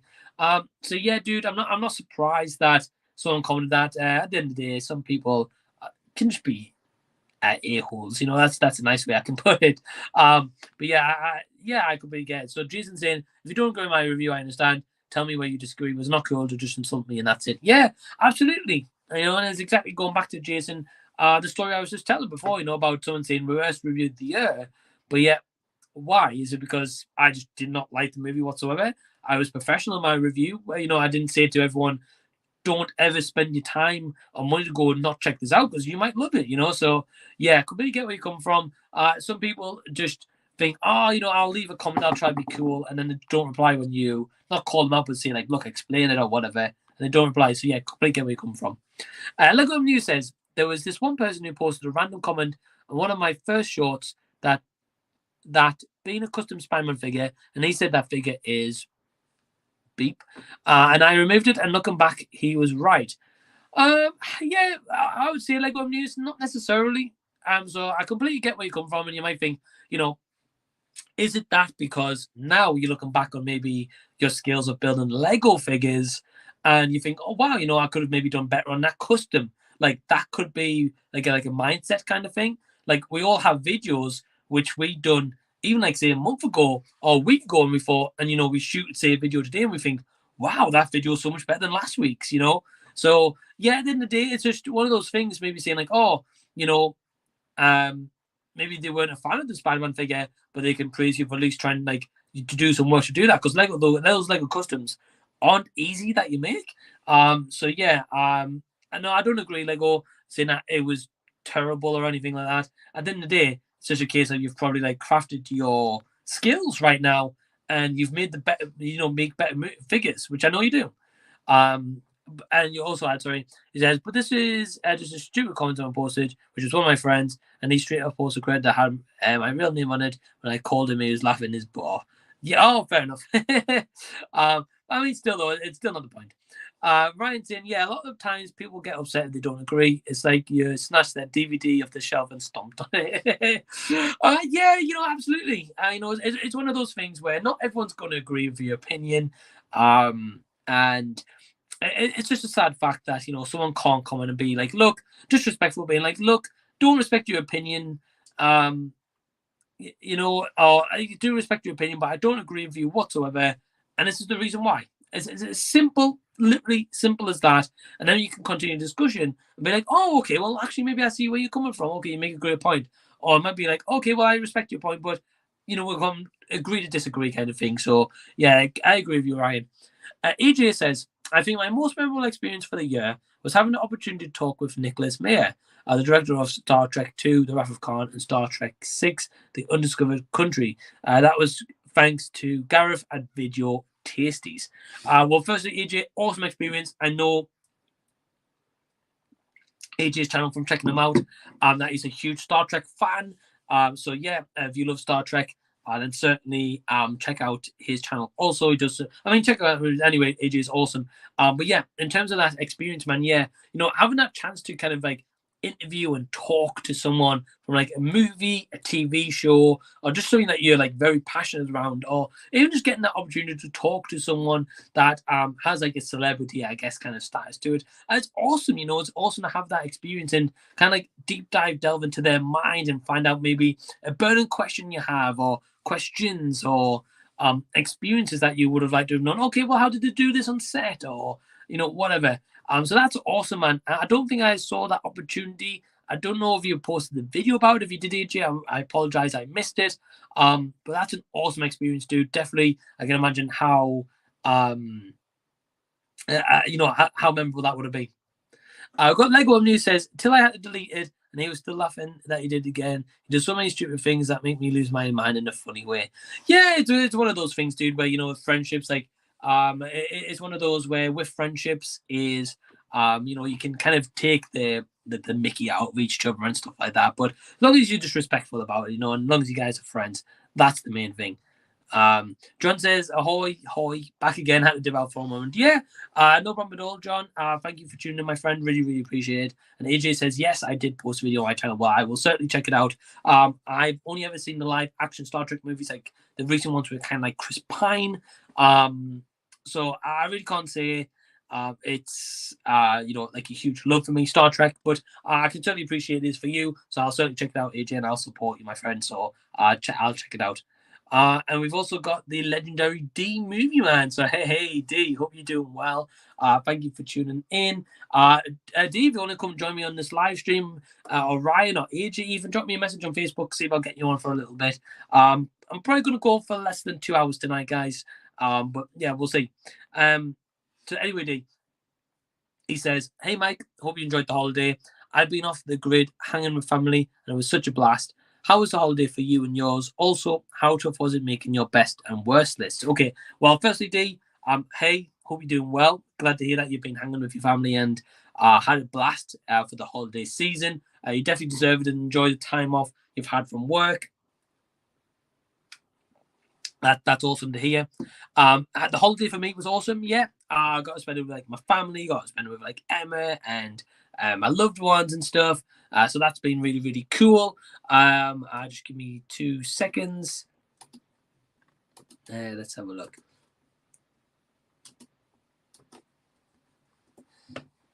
All right, here we go. So yeah,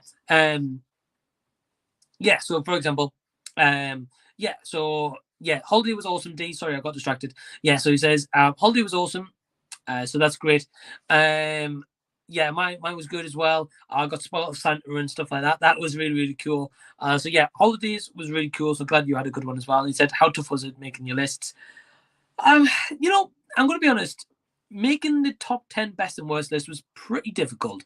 Now, the worst movie lists I found to be pretty easy because I've had it built up for a while, and you guys know me by now. If you've been following my live streams, my Instagram or whatever, you'll know what my number one worst movie of the year is, and probably my number one best movie of the year as well. If you've been following along, but the worst list I found easier. The best list I found a little bit to be difficult because I was like, well, I've enjoyed these movies in the year, but would I class them as the best of the year? And a lot of them, being honest with you, D, kind of came up as an answer of no. I was like, no, I can't really say, looking back, I'll be like, wow, that was the best movie of that year. I can't. Don't get me wrong. If I had to like whittle it down, I could probably make my top 10 into a top 5.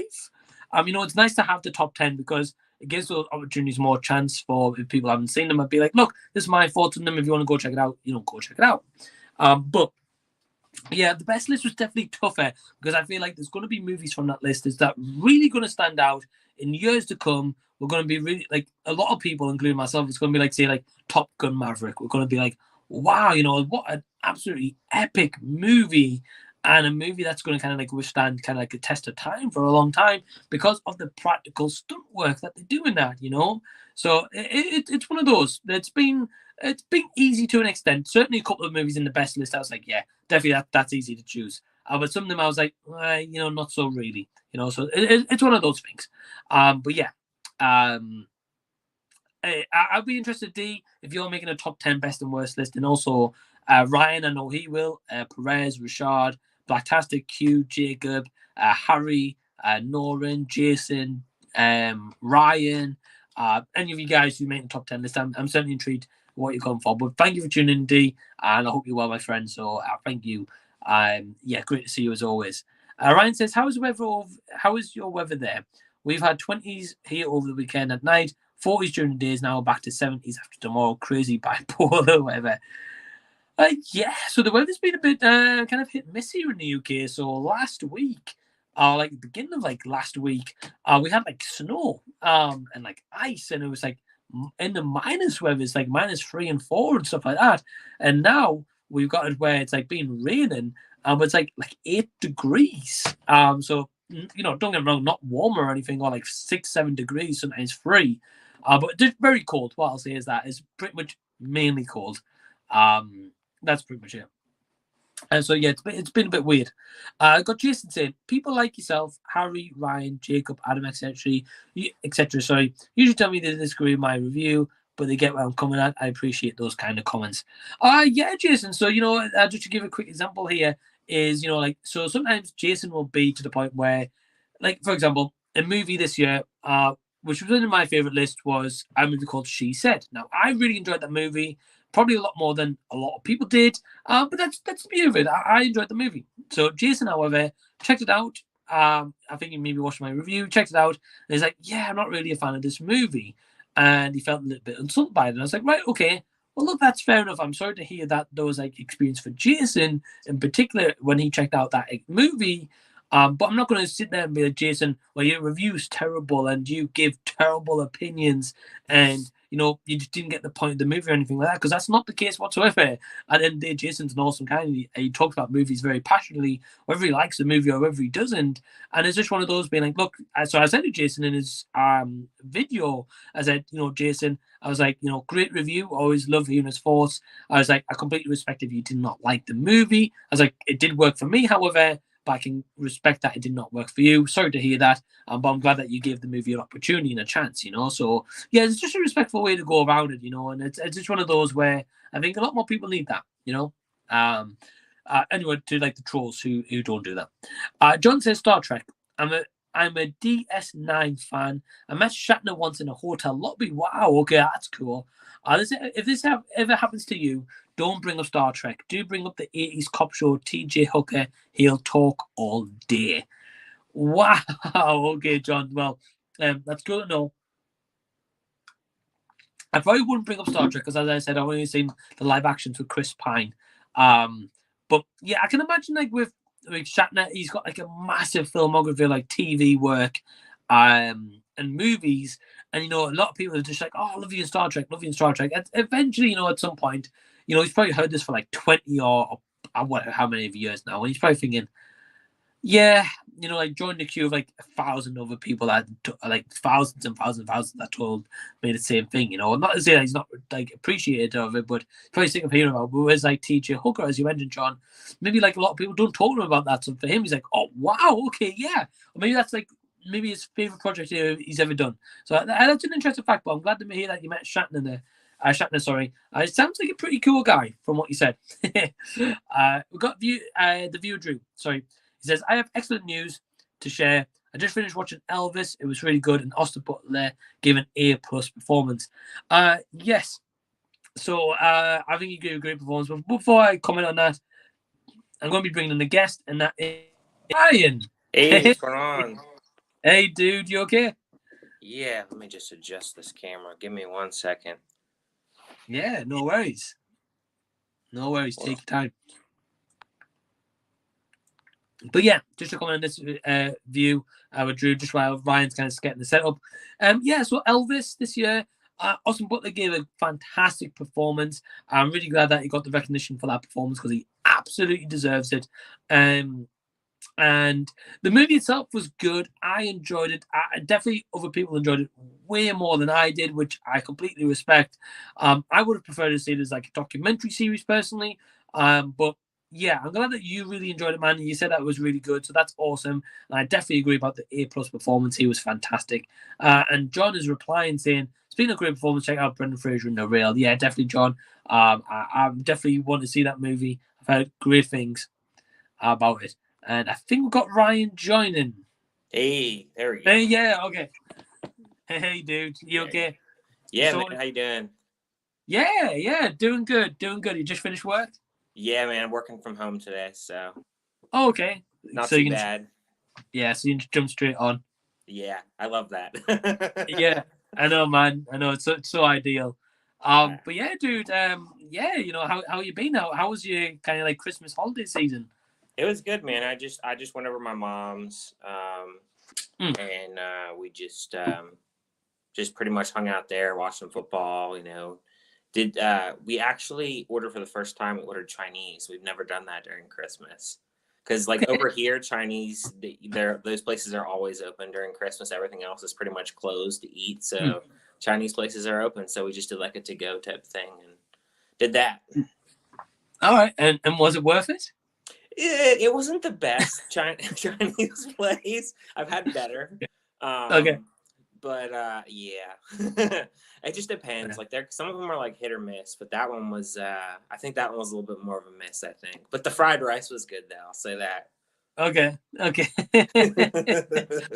Was it Panda Express or not? No. It was just like over here. I don't know how it is there, but a lot of the shopping centers here, like a lot of them, they'll have like a grocery store. And then they'll have like a laundromat and like a nail place. And they usually always have like a Chinese place in the shopping center.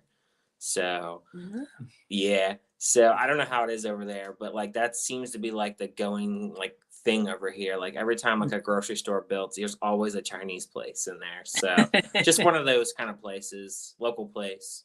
Oh, wow. Okay. Yeah, definitely like a different contrast to here. Yeah. So, like for example, like over here, in our shopping centers, it's a bit different. So, usually in our shopping centers, like we don't have like laundry mats and stuff like that, like what you guys do. It's usually you have like a massive like food court kind of area. Never usually like Chinese opulence either. You only get those in like a takeaway kind of place. Usually have like like the big ones like McDonald's, like Burger King, like Subway, that kind of thing. And then you might have like Five Guys even. And you know, you might get like odd different ones and stuff like that, but nothing like what you explained. No, that sounds unusual. Yeah, if you ever do come back over here, though, you got to try Whataburger. If you haven't tried that, you got to try No. that. That burger, that's like one of the best burgers that I've had. Like, I'm not a big, huge fast food person, but like that place is really good. The menu, how they showed the burger in that Yeah, movie. yeah. Like, oh man, I think it was like like a week later, I had a burger and I was like, man, like this must have been the burger they showed in that movie. It was so Oh good, man. man. Wow. Yeah, that burger in the menu is the best looking burger I've ever seen in my life. I know. Like the cinematography on a burger, that's incredible. Yeah. Yeah, man. No, I'm gonna have to check it out because I'd say the best burger I've ever had, being honest, was when I actually came to Florida in September, and it was from, I think, is it Shake Shack? Steak and Shake? No, like, do you guys have Shake Shack? I haven't heard of that one. I'd say it's called Shake Shack. I might be Shake wrong. Shack? Yeah. Let's have a look. I wonder if it's an Orlando thing, because sometimes they have stuff I don't have up here. Right. Okay. Yeah. So it's called Shake Shack. Okay. I've just found out. So, yeah, there was the odd one or two in like Orlando, like the Florida, like Kissimmee kind of area. Yeah. I'm looking at it right now. We don't have it. It's just down there. Man, that burger was like so tasty. I didn't have to put any sauce on the burger. Ooh. And you know yourself, like usually on the burger you have to put like a little bit of sauce on. That one, dude, I didn't have to dip any sauces or anything in at all. It was that tasty. Now I'm gonna have to try it when I go down there. Right. Well, you were just down there last week. Yeah, we pretty much ate the park for the most part. Okay, yeah. And man, the best food that we had, I think, was at Epcot. They had this German food. It was like gosh, what do you call it now? I don't know what you call it now. It's a type of cheese. Okay. But anyway, it was really good. Like it was like bread with like cheese in it, and it had like potatoes and stuff like that. And then we tried these Linder cookies that were really good too. Oh man, that sounds awesome. Dude, it was really good. Like that was the best food I think that we had. Probably like the whole trip at the parks. I think Epcot is like that place. Like if you want to get good food, that's where you're going. So yeah, I loved Epcot as well. By the way, when I got to go in September, so I was actually about to ask you what was the best food you had in the parks, but you just answered it. yeah. I think Epcot by far. Epcot. Yeah. Did you get to go on the Guardians of the Galaxy ride? By the way. No, we never got in. So like we literally put our thing in the morning. It was like a 9-hour wait. And like, I'm not waiting 9 hours What? in the queue. Yeah, it was crazy. Nah, I wouldn't have waited 9 hours either. Yeah, it was just too long. So we couldn't do that. And then we couldn't do Remy either because that ride was broken. So The which one? The Ratatouille ride, the Remy one. Oh, right, yes. Yeah, I got to go on that one, but it was like an hour 20 wait. Okay, yeah, I don't even know like what it entails, if you're like sitting in something or what. I don't know much about the ride, so it's kind of like I'm obviously not going to spoil it for you, but it's kind of like those like kind of like trackless technologies kind of ride, but it's like a 3D one as well. Okay, it's cool. It's cool. I wouldn't really say it's like absolutely worth the wait though. But it's cool, like if you buy and you experience it kind of thing, I guess. Yeah, yeah. We definitely want to go back down there. I want to go to Animal Kingdom. So we didn't get a chance to go to Animal Kingdom. So did you not? Yes, I want to go. I want to go to Animal Kingdom, and then I haven't. The other parks I haven't experienced. I've never done Universal. We really want to do Universal at some point. Oh wow! Yeah, I thought you would have done Universal by now. No, never did. My sister and her husband have, and they've told me all about it. The Harry Potter land. I would love that. I love Harry Potter. So, do you like roller coasters? Yeah, most of the time I do. I know my wife did that. It's not a roller coaster, but at Epcot, she kind of got a little sick. You know that I think it was Mission Mars. I think that's what it was called. It's over by the test track. I think it's called Mission Mars. It might be one I didn't go on. Maybe. Okay. Yeah, she went on that one and she said it was really bad, and I was like, I'm glad I didn't go because I was reading like people like get sick and stuff. Like, it's Oh, weird. wow. Like I honestly don't. I think roller coasters I'm more so fine on rather than motion sickness kind of motion movement kind of rides, which is kind of odd, but I don't know. I like the thrill of roller coasters. I do like that. Yeah. So Yeah.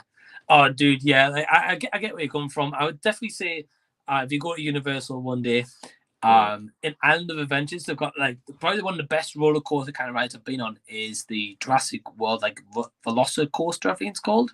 mm-hmm. Oh, dude, that ride goes so fast. It's awesome. Yeah, that sounds cool. You know what's interesting is, okay, so there was one night we had like a craving for ice cream, and me and my wife, we went to this place that I used to go to when I lived up in Maryland called Friendly's. And we went there for ice cream, and on the way we passed SeaWorld, and it was nighttime, and they literally had the roller coaster going, and there was no lights. Like, people were riding literally in the dark with no lights. I was like, this is wild. How can they get away with this? We're just hearing all the people screaming as we're going by with the windows down. So yeah, it was interesting. I had a fun time. I definitely can't wait to go back at some point. So eventually I have to plan a trip to go back out. Man, I guess SeaWorld saved on the electricity, I guess. I guess something. I was like, what the heck? my wife was like, oh my gosh, there's people on it. They're screaming on the ride. So man, that's crazy. I'm surprised they did that. Yeah, it was really interesting. I haven't been there I haven't been to SeaWorld since I was like a little kid. I think like they got all that bad press with like the whale stuff and the documentary, so that kind of killed them for a while, I think. Yeah, I know it hasn't got like the best rep that you were saying, so I think that's kind of put a lot of people off. I know they've like launched their own like kind of like Halloween Horror Nights event kind of thing. I think kind of to attract people, but I still don't think it's worked. Yeah. Because it's not like a horror park, and it's not like Universal. You got all that space, and you've got kind of like the Monsters universe there and stuff. So you could make like a horror-esque kind of vibe to it. But like SeaWorld, you wouldn't really think that of being like a horror. Yeah, more just like an animal thing. Yeah, I would say though, Animal Kingdom is awesome. Have you seen the movie Up? Yeah. Okay, so I've not seen the movie. But my partner was like Emma and stuff was telling me about it. But basically, when you go to Animal Kingdom, as soon as you go in, you get like a Wilderness Explorers book, and it's got like a huge map of the park, and like you go if you want to do it. You don't have to, but if you want to, is literally fill this book up with stickers. But there are all these different attractions around the park. So you've got to go to each spot to learn about like animal wildlife as such. Then you get this sticker, and it fills up your book. Pretty awesome activity to do, though, I would say. Yeah, I like Up. My wife really loves Up. One of my favorite Pixar movies is Bug's Life. I know that's not like a popular opinion, but I love the Tree of Life and going into the Bug's Life show. I've met Flick a couple times. They did have, I think, Russell there and Doug, I think, like meet and greet. So I've done that before. So yeah, I just love that because I love animals, and I love anything involving aquariums or anything like that. That is like, that's my thing. I'm hoping when I go on my trip here next week that I'll be able to go to an aquarium up there. They have an aquarium where I'm going, so I would love to go and visit that and check it out. So hopefully we'll get some time. I don't know, we'll see, but I would love to go because I love that kind of stuff. I love animals. Yeah, that'd be cool if you get to go to the aquarium when you're in Kentucky, right? Yeah, I'm going to Kentucky, but he lives about an hour from Cincinnati, Ohio, and they have a big aquarium there. So we don't have an aquarium. Well, we technically we have one, but it's not your typical aquarium. It's kind of the weirdest aquarium I've ever seen. It's like an outdoor aquarium, but it like only has like 4 tanks. and it has some sharks, some stingrays, and a few sea creatures, but it's not an indoor one, which is kind of strange. So, yeah, I don't know. It's kind of weird. So I don't really consider it an aquarium. Yeah, it doesn't sound great. It's basically like a bunch of like guys like that, like just set up stuff in their backyard, and they're like, "All right, this is your aquarium," and it's like, okay. Wow. Okay. Yeah. Oh man. Yeah. Well, I'm excited. I'm excited for your trip because it'd be cool to see your friend again. But I'm also excited to see like what physical media outlets you guys hit as well. Yeah, we're gonna go to Best Buy there. He has a couple of like mom and pop kind of stores there that sell some stuff too. So we're gonna try to hit them up too and just to see what they have. I don't really have any plans as to, you know, what I'm looking for. I'm just gonna go, and if I find something, I find something, you know, nothing really planned. So we'll see. Unless it's for Love and Thunder Steelbook. Yeah, I'll be joking around with him, trying to get him to get that. Yeah, no, that's a no. I think you were joking with me earlier. You saw that Strange World's coming out with a steel book. That one won't be in the collection. It won't? No, it won't. That's going to be sitting there with Thor: Love and Thunder on the shelf. Man, you know what it is? It's such a shame though, because that steelbook's really nice. I don't know if you've seen it. Yeah, I have. Yeah, it's like a really nice steelbook. It's just a shame the movie's not great. Yeah. It's always funny when the movie doesn't do well, how much effort they put into the steelbook. I know, right? But the thing is, like, Disney don't like releasing stuff on physical media a lot of the time. Mm-hmm. Or they're starting to like do like less of it. So I'm like, well, why are you like really pushing a steelbook of Strange World, and then like a movie that should get a steelbook doesn't get a steelbook? Yeah, they want to get their money back, and yeah.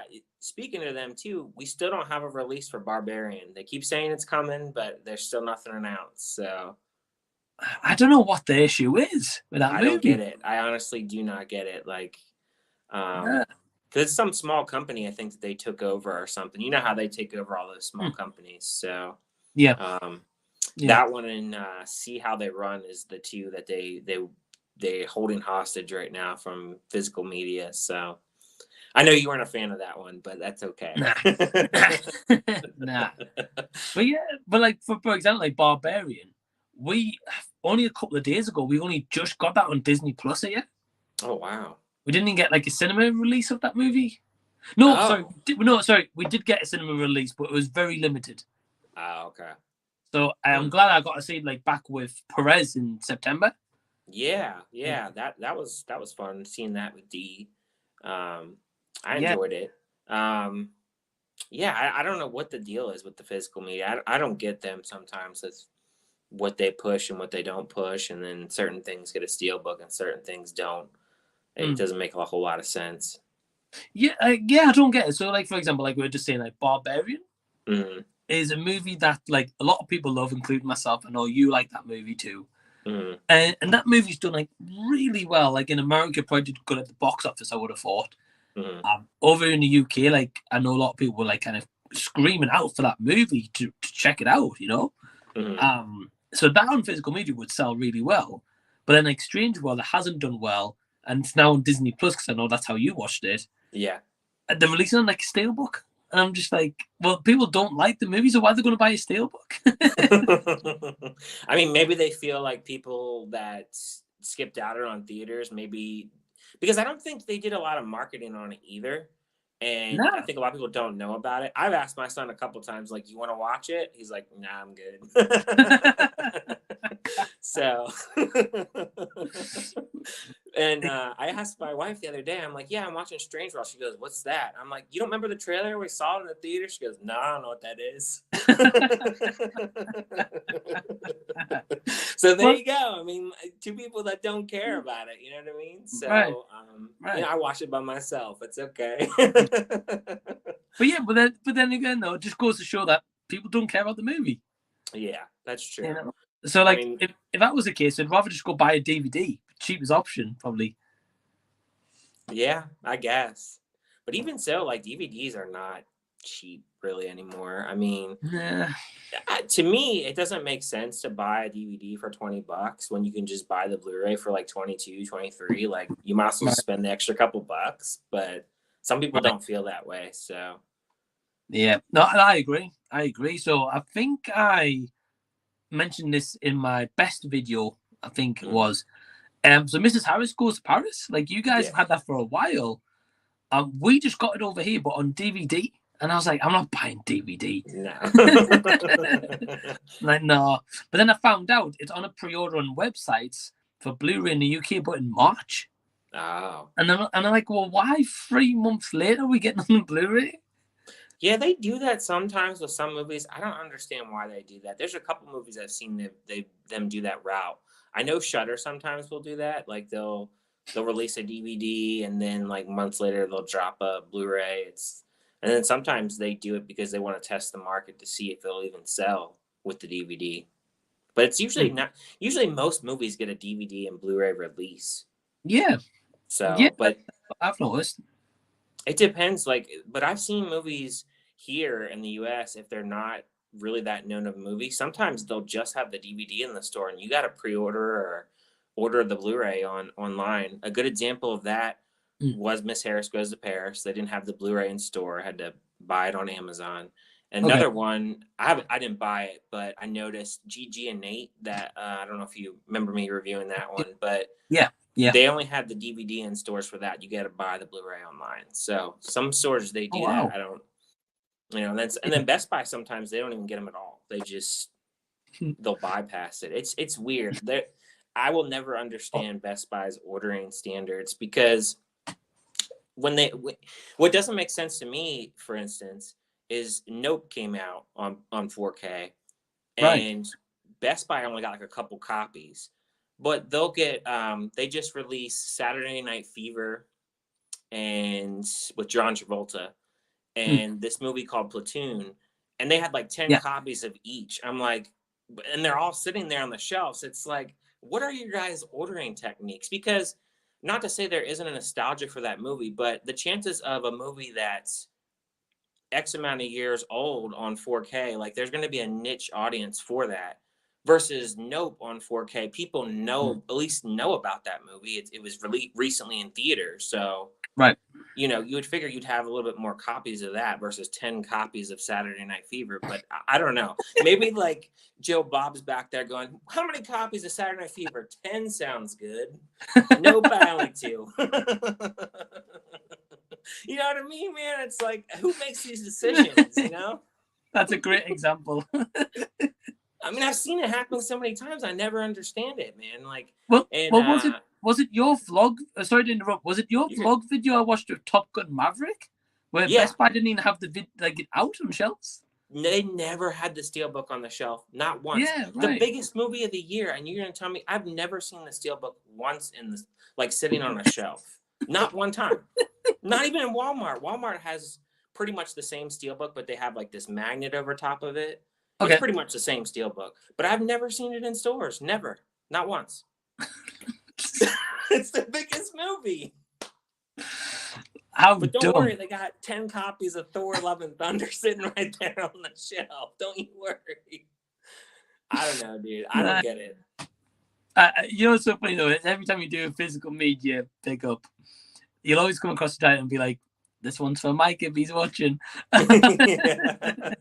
Or you'll be like, oh, well, he's 10 little copies of Thor: Love and Thunder, guys. Get yourself the Best Buy. Well, yeah, like, it's just funny what they have so many copies of. I think for the longest time I've gone there, they've had like a ton of copies of like F9. They're never gonna sell, and it's just stuff that like just sits there forever, and I don't know.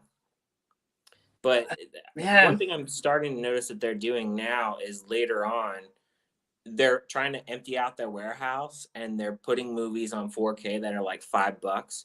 Like recently, they just did all the Rambo films. They put those for like $5. They put Crank. I know how much you love Jason Statham. They put Ender's Game, Source Code, and like a couple other movies. They were all $5, and people were like buying them left and right. So it goes to show you, if you put them on sale and if they're not selling, like, people will go and buy those. Right. So Right. Exactly. Yeah. so it just depends what it is. I've seen Source Code. I like that movie. Yeah, it's a really good movie. I have it too, Mm. and I have Ender's Game too. But yeah, I mean, they'll do stuff like that, but a lot of times, like, they won't budge on sales. Like, stuff sits there for a while. Um, but I don't know. It's not like video games. Video games, I feel like, take forever to lose their value. Like, most Really? video games, when they come out, they're like $60, and it takes a while for it to drop. Like, if it's like a Mario game, it'll take forever. Yeah, I think like video games depends. So I don't know if it's different from here in the UK to you guys in the States. Mm-hmm. But a lot of the times when we get like a video game, the price will drop pretty quick. Mm-hmm. Unless it's Nintendo. If it's Nintendo, like Pokemon, or like Mario said, like Mario, or like Animal Crossing, like those titles keep their value pretty good. Yeah. But like PlayStation, I know there was a game called Gotham Knights that came out recently. Mm-hmm. It's like a new DC game. And that came out maybe about a month ago maximum, I think. And it was like £60 or £50 over here. So like $60 for you guys, or 70, whatever. Mm-hmm. And now I went in today and it's dropped to like £35 already. So we get a lot that drop, unless it's Nintendo or like, say, like the new God of War game. Mm-hmm. Like, that usually keeps its value because it's like being well received. So yeah, like games wise, we tend to get a lot that drop prices pretty quick. So I never buy a full price game because I'm like, 2 weeks time it'll be half price. Right. Whereas physical media, I'm a bit like, when I've got a Tenant pickup today, I've never seen the special edition of it because I guess I wasn't bothered about the movie. But I saw it and I was like, oh wow, I've seen this once. It wasn't huge on it, but I was like, this book set is awesome. Yeah. I was sometimes like, you just get you on the artwork. Oh, that's it. For Love and Fun is not going to do that. No, and if that was $10, I'm still passing on it. And don't worry, I have it on the worst list. Don't you worry, it is on there. Do you? Oh man, see, I was thinking about putting it on my worst list. It didn't make it though. Oh man, it didn't even get honorable mention. Oh, a dishonorable mention. oh man, the funny thing is, I really went to town on the worst movies list. I can't wait. I think on like one movie, I can't remember what it was. I was like, yeah, this movie sucks. Next. Yeah. Man. Oh, like Bones and All. Bones and All as well. I was like, it should have been called Entertaining, Not at All. Snores and All. Bones and All. Yeah. My lists were kind of hard to put together because, like I was telling you, I've seen 165 films this year. Wow. And that's from streaming, theater, any screeners I've gotten. So, and I think it turned out I had like 70 films that I gave a 3 or better. And then anything that was below a 2, like there were a few that dropped into the worst list. Okay. I was like, you know what, really thinking about it, that movie was pretty bad. Because sometimes, like, do you ever feel like when you do a review and you may go, 2 out of 5, and then you really think about it and you go, that movie was kind of worse than what I gave that score. Yeah. So yeah, I've thought about that, and Bones and All was one of those, because I think I gave Bones and All a 2 out of 5, and then I really thought about it and I was like, I was kind of generous with that movie.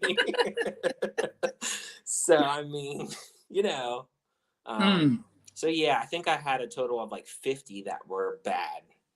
Right. And then the rest were okay. It was like 40 something that were like meh or okay. So, but I mean, that was a lot to choose from. So, yeah, I know you like watched a lot of movies, and I know you've been playing like catch up on movies this year too. Yeah, that's what I've been doing towards the end of the year. That's why I haven't done any like live streams or anything besides like regular videos, because I just wanted to catch up on everything, and I'm pretty much caught up. There's only like a couple other things I want to watch. So I know this week Black Panther comes to Disney Plus. I never got a chance to watch that. So okay. So I gotta watch that yet. Right. Okay. And that's pretty much it. Like The Whale, I don't have in my city, so I guess I'll just wait or cover it sometime next year or something. No big Right. deal. So Right. that's pretty much Yeah. it. I'm pretty much covered up. Yeah, like I get exactly where you're coming from. Like sometimes you don't get that movie, so you can't cover it. Like for us, we don't get Babylon till like middle of January. Oh, that's a shame. Right. But like I was like, well, I can't go on my list because it's not out yet, you know? Yeah. If it was that good or bad or whatever, you know. So yeah, I think it's one of those, man. Like, you know, it's just one of those where you can only cover so much. And I think you've definitely seen more movies than me this year in terms of like brand new releases. Mm-hmm. I've seen like a lot of first time watches of like older movies this year.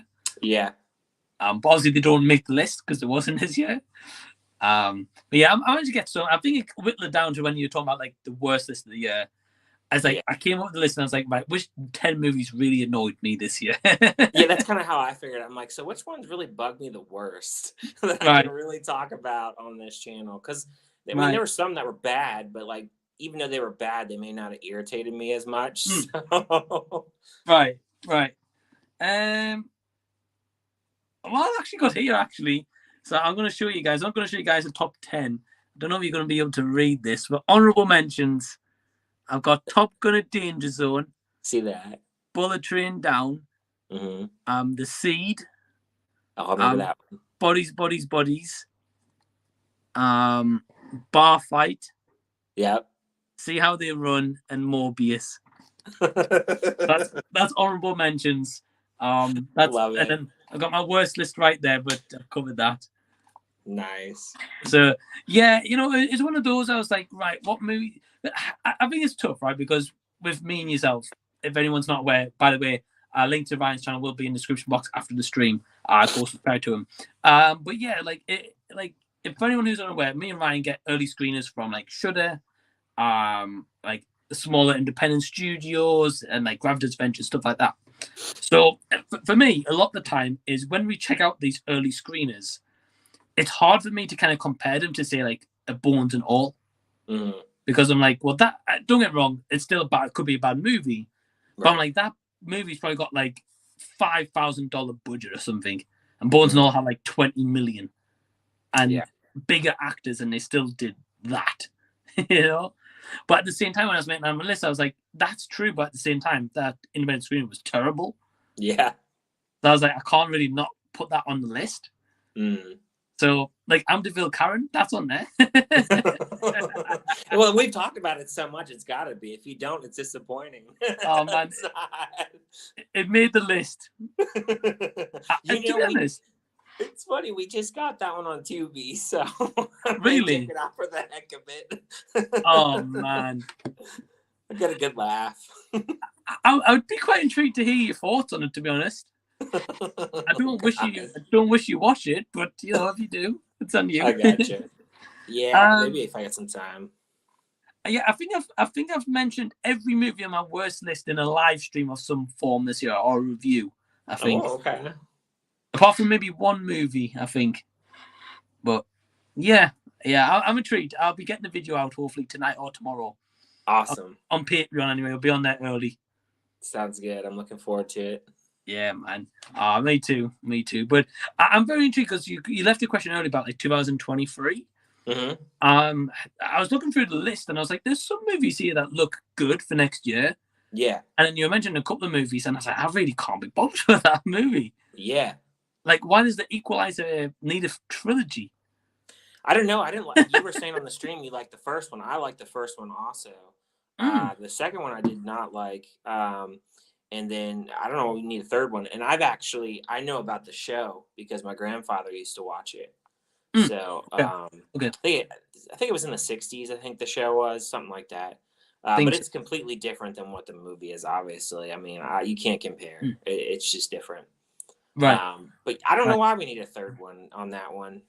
And then Expendables, yeah, I don't know why we need a fourth one.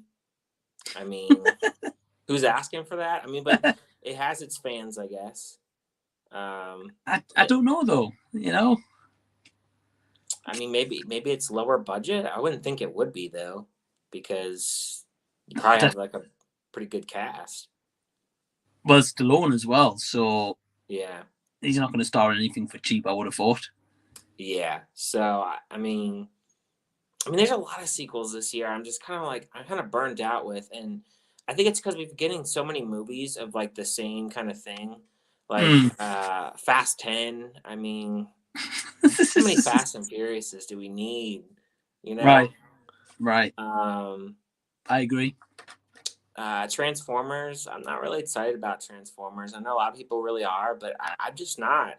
I just they changed the cast so much in those two. I know it's not about the humans, but I don't know, man. Like it's just like Mm, overkill. You know what I mean? And yeah, just there's a lot of sequels to movies where I'm like, did that really do that well to get a sequel? You know, like you know what I mean?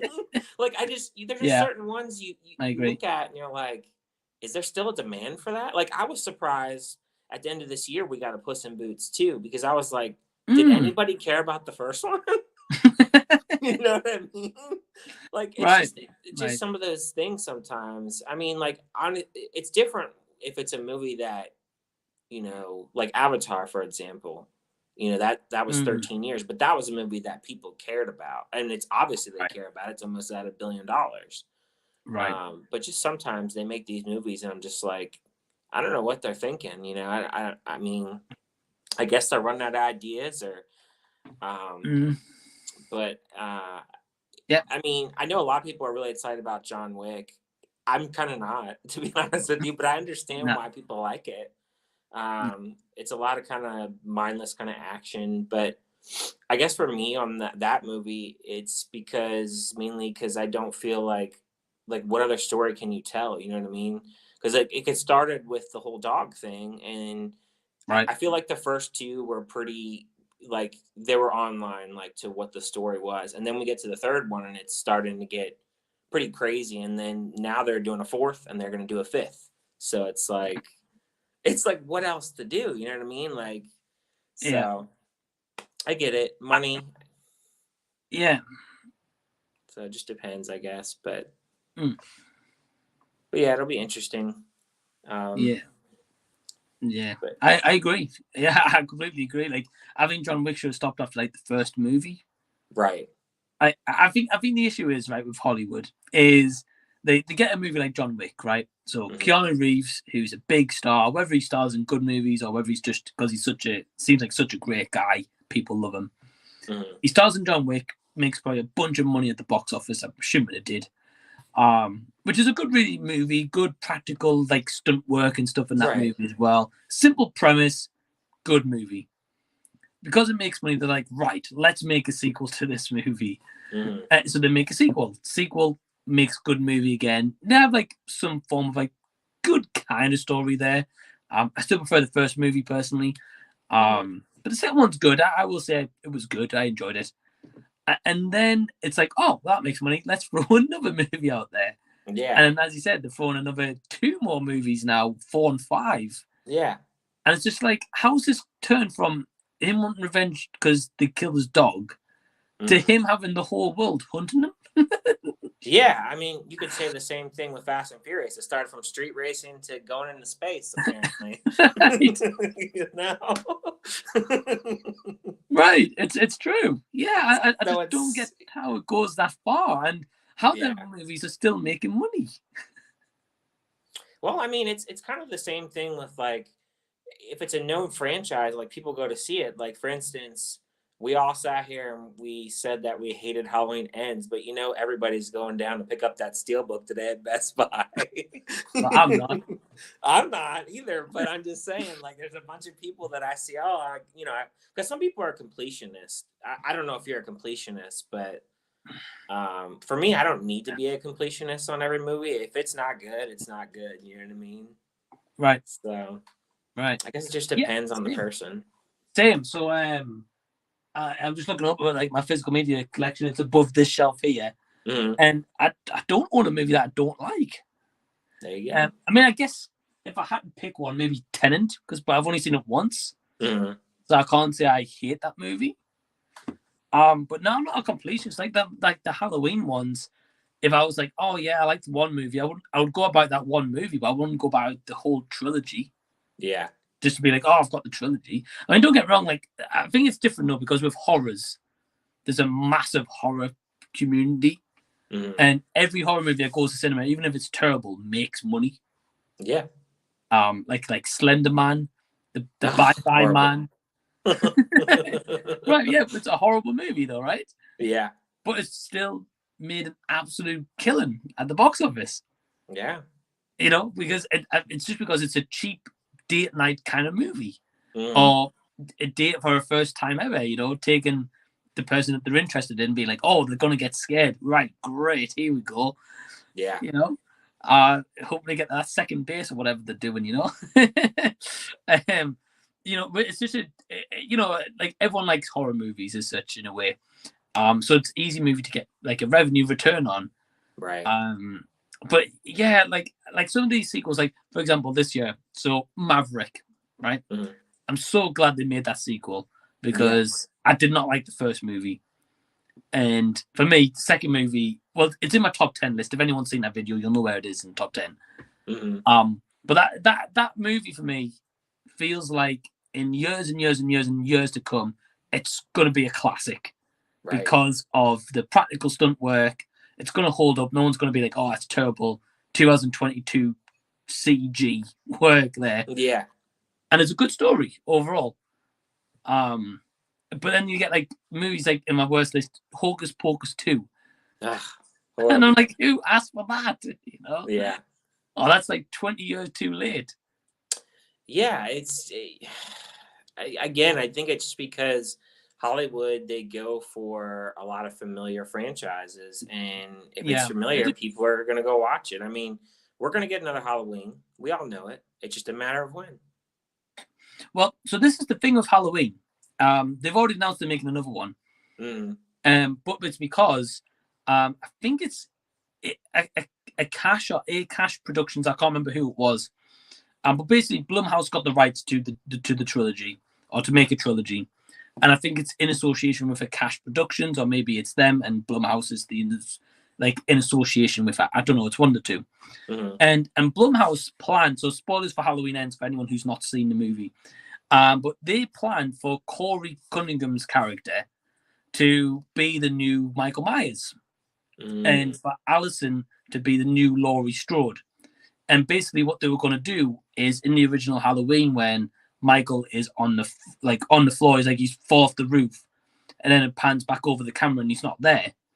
They were going to do that same thing with Corey's character, and they were going to build a new trilogy to be like, oh, he's the new Boogeyman and she's the new Laurie Strode. But because the rights have now gone back to, I think this is Cash Productions, Blumhouse was like, oh crap, we can't do that storyline. So that's why the storyline, I think, is as it is in that movie, and why everyone's like, well, it's a forced love romance kind of thing. It doesn't make sense. And obviously that's why I think that movie's been panned quite a bit. Besides everything else, obviously, in that movie, and like the whole Michael Myers being in 10 minutes. But like, I mean, that's the main reason. So this Cash Productions, Halloween makes a bunch of money as it is. It was like, well, we're not going to kill Michael Myers off. We're going to have him in a brand new reboot, new storytelling kind of thing. I got you. That makes sense, I guess, then. Yeah. So that makes sense. But like Hocus Pocus 2, I was like, you know, if they're going to make a sequel, make it when the first movie came out. Yeah. It just doesn't hold up. It's just, I think it's just the fact that there's just no love and like attention put to that second movie. No. Like in the first movie, when they're flying up on the broomsticks, it looks realistic. Right. But because there was a certain scene that had them flying on probably harnesses, and like they were flying across, and they just maybe changed the background as they were going, so it still looked like real. In this movie, it's like they didn't pay any attention. It was like, oh, just sit in this broomstick, we'll just edit in a green screen behind you. Yeah. Oh, yeah. Yeah, I know what you're saying. It's bad, yeah. And like the Walgreens product placement, I was like, oh, what do we need Walgreens in a witch movie for? Yeah, they're going through like perfumes and stuff. It's like, oh my gosh. Yeah. So yeah, I think you're right though. I think it's just the fact like Hollywood, I don't mean they're going to change. I think the fact that they want to try lean into this nostalgia for like everyone. And that's why I'm kind of glad that there's no more Back to the Future.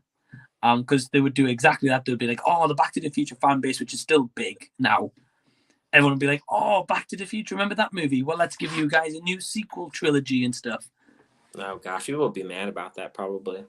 Right. Well, exactly. But it would make a bunch of money because everyone would go see it. Right. Exactly. So yeah, I definitely agree with you. I think it's one of those where every now and then we get like an original kind of movie, Right. and those ones kind of stick. Like we really enjoyed Barbarian. We enjoyed The Black Phone this year. Like some of the top 10 lists I mentioned, I can't remember which ones exactly, but there was some like Miss Cyrus Goes to Paris. I really enjoyed that one. Yeah, that was great. Yeah, so it's like stuff like that. Gets through now and then. It's like, for example, like Jason says, I hope they do sequels to Violent Night. They might. I mean, I can imagine that's probably done well at the box office, being a Christmas movie and a horror. Yeah, because there's really no Christmas movies at the box office, really. I mean, that's it. So no. And I know when last time they did a kind of horror Christmas movie a couple of years ago was Krampus. Yep. And that did really well. Obviously, they didn't make a sequel to it. Yeah, I don't think they need to. Nah. I think it's fine. I don't think there need to be a sequel. I'm glad you finally checked that movie out, by the way. Yeah, I have it on 4K, so I really enjoyed it. I actually watched today. I was working at home. I was watching the sequel to the remake of Black Christmas because there's two of them. There's one in 2019, which I saw, which is awful. Then I watched today. I watched the 2006, and that was no better. So, oh man, yeah. So I'm gonna stick with that original. The original's great. Yeah. I've never seen the 2006 one. But I saw the 2019. Yeah, that 2006 one has Michelle. What's her name? Michelle. Is it Michelle Trenchenberg? Is that her name? She was in Nickelodeon stuff back in the day. She's in it. The chick from Mean Girls. Okay. Have you seen Mean Girls before? Yeah, I love that movie. The dumber girl that Lacey something Shabbird or something, and then Mary Elizabeth Winstead was in it. So, okay. Yeah, so I mean, half decent cast, but yeah, I didn't really like what they did with the killer. It just the phone calls were not the same, as that original. I found the phone calls on the original were more haunting. But I mean, the gore in it wasn't too bad and stuff. But like the story overall, and they didn't really develop the characters. I didn't really care for it. But right, who knows? Maybe you'll like it. I don't know. I mean, I definitely want to check it out at some point. I say I love the original, and I then watched the 2019 one, and that's bad, awful. It's like a half star on that one. Right. So I was kind of like, when I watched that one, I was kind of like, heard about like that other remake. I was like, nah, I don't. I'll keep the memory of the original. Yeah, I didn't even know they made a actual 3 of them. I thought there was just that was the only remake, and then I think it was like a year or two ago I heard they made that one, and I was like, oh, there's a 3rd one. Didn't know that. So Well, people only talk about the original, so. Well, yeah, and the guy that directed this 2006 one, he hasn't made another movie. That's his only movie he's made. I could see why.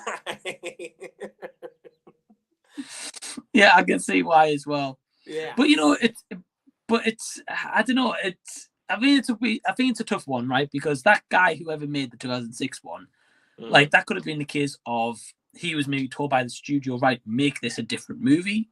It could have just been the studio being like, oh look, write what you want, direct what you want, just give us Black Christmas by this date, Right.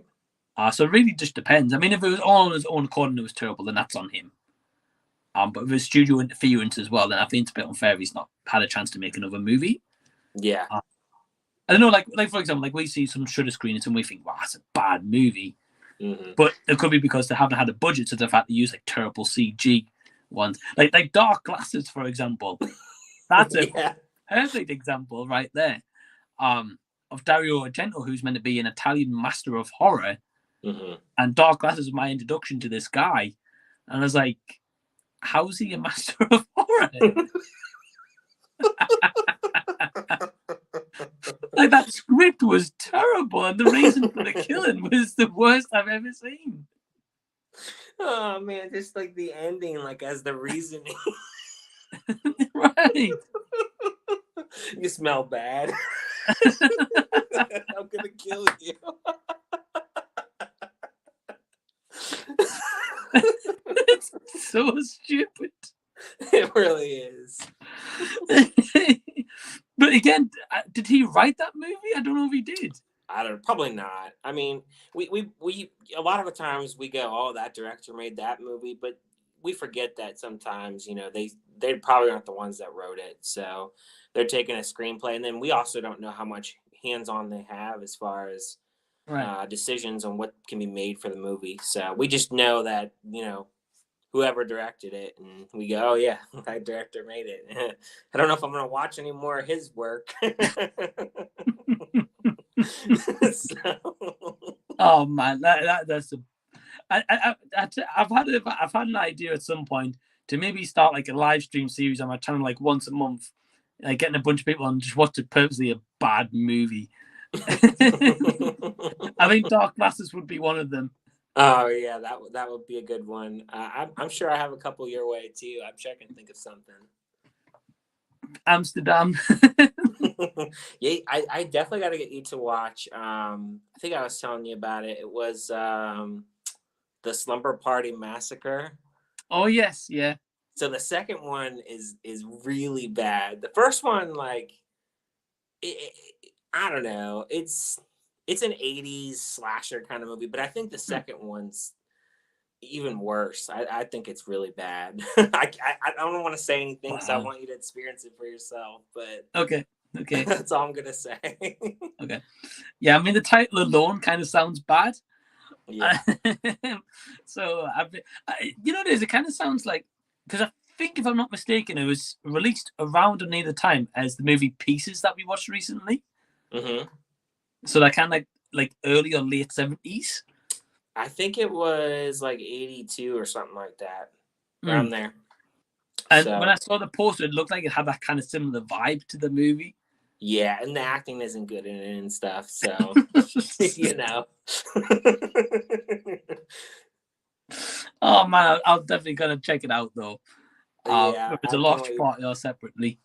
Yeah, I really can't wait for you to watch the second one after you watch the first one, because the second one is just like it's really off the wall. So okay, yeah, I'm gonna check it out.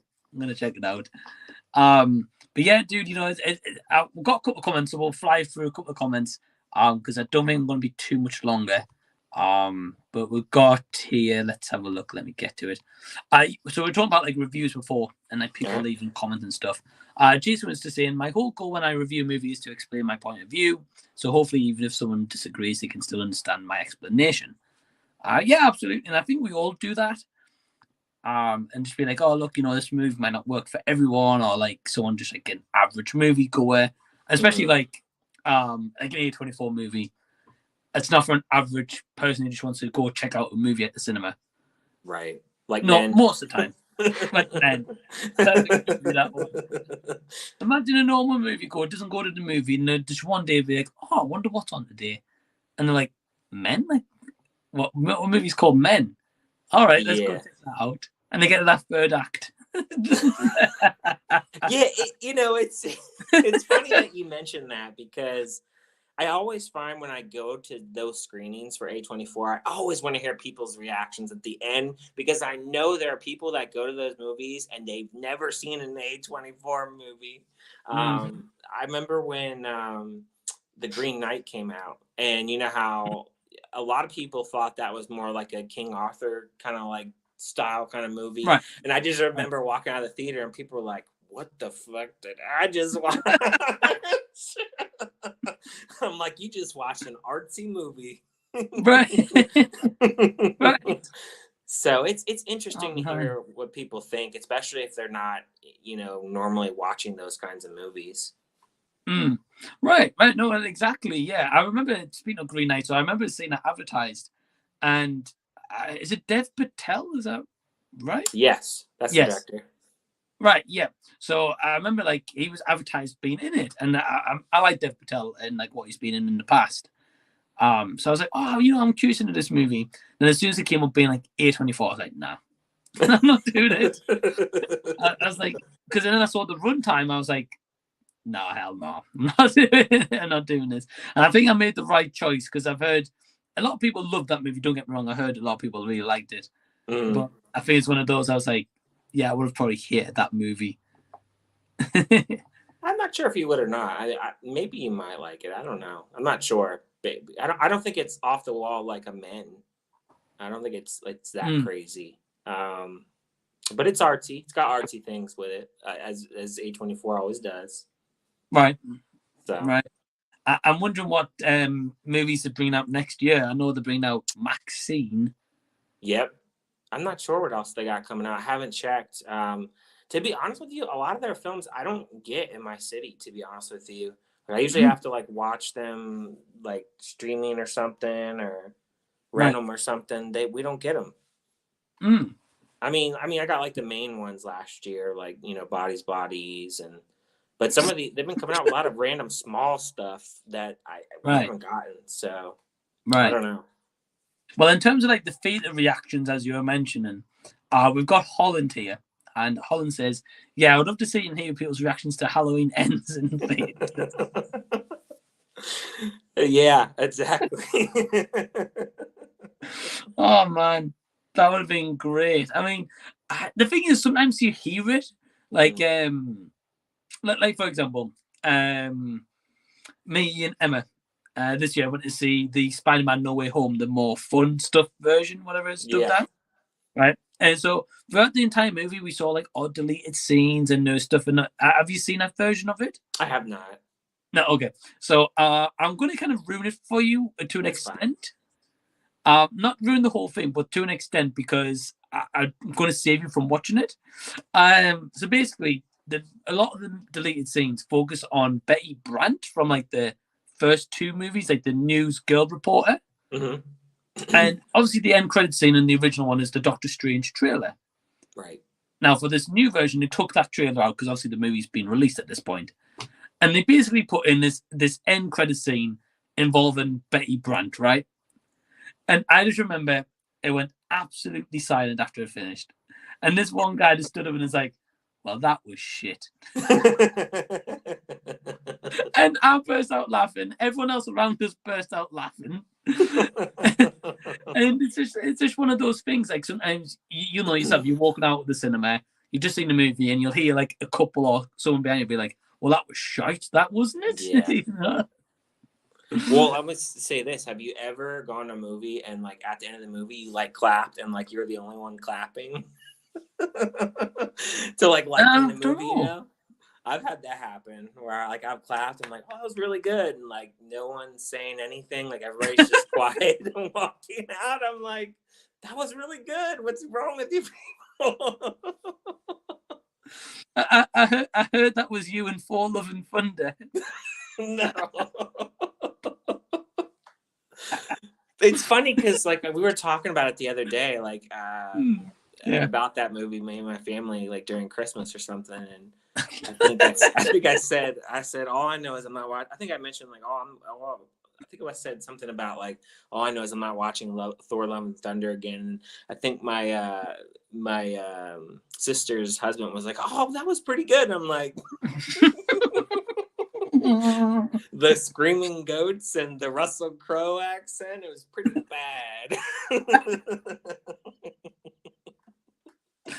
Oh man, see, and that's the thing, right? So you just mentioned an example there. I'm sure that guy is probably just like an average kind of like moviegoer.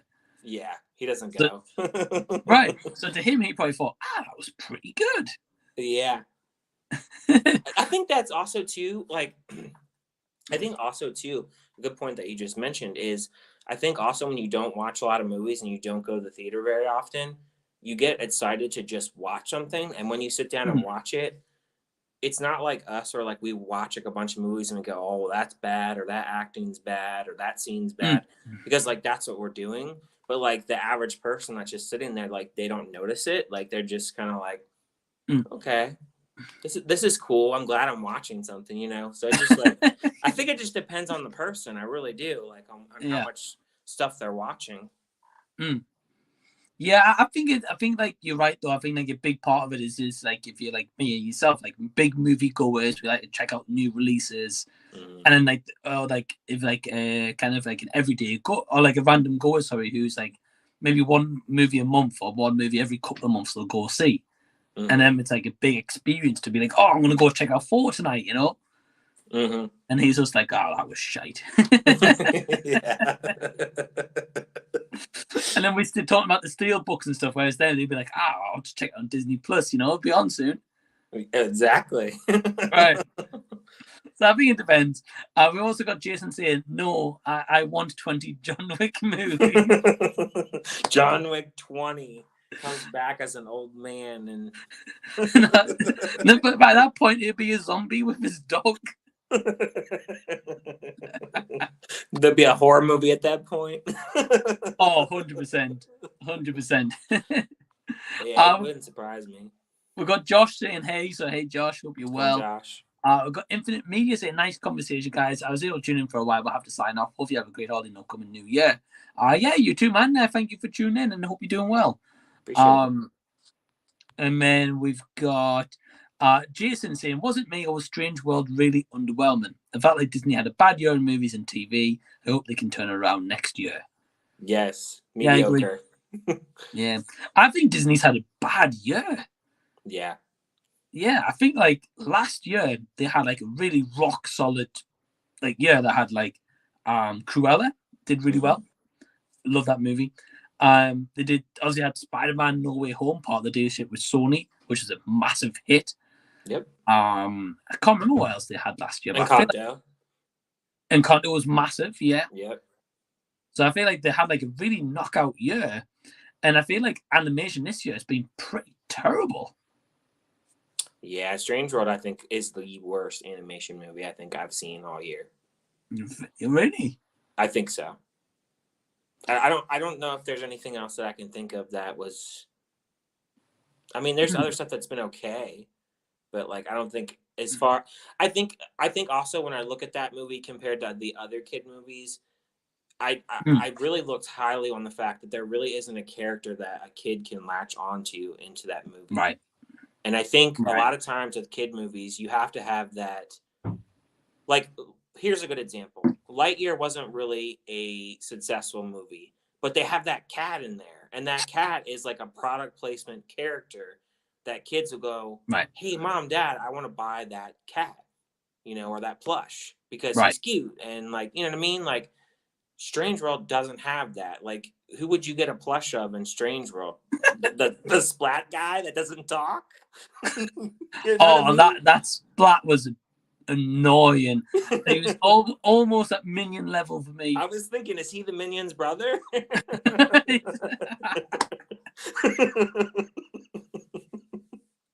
I was honestly thinking of you the whole time. I'm like, I bet you Mike's loving this gibberish from this Splat guy. Oh, man. Oh, I hated it. It nearly got me walking out of the movie. That was that bad. You're right, though. Minion's brother. Did they send him to Strange World and tell him gibberish? Right.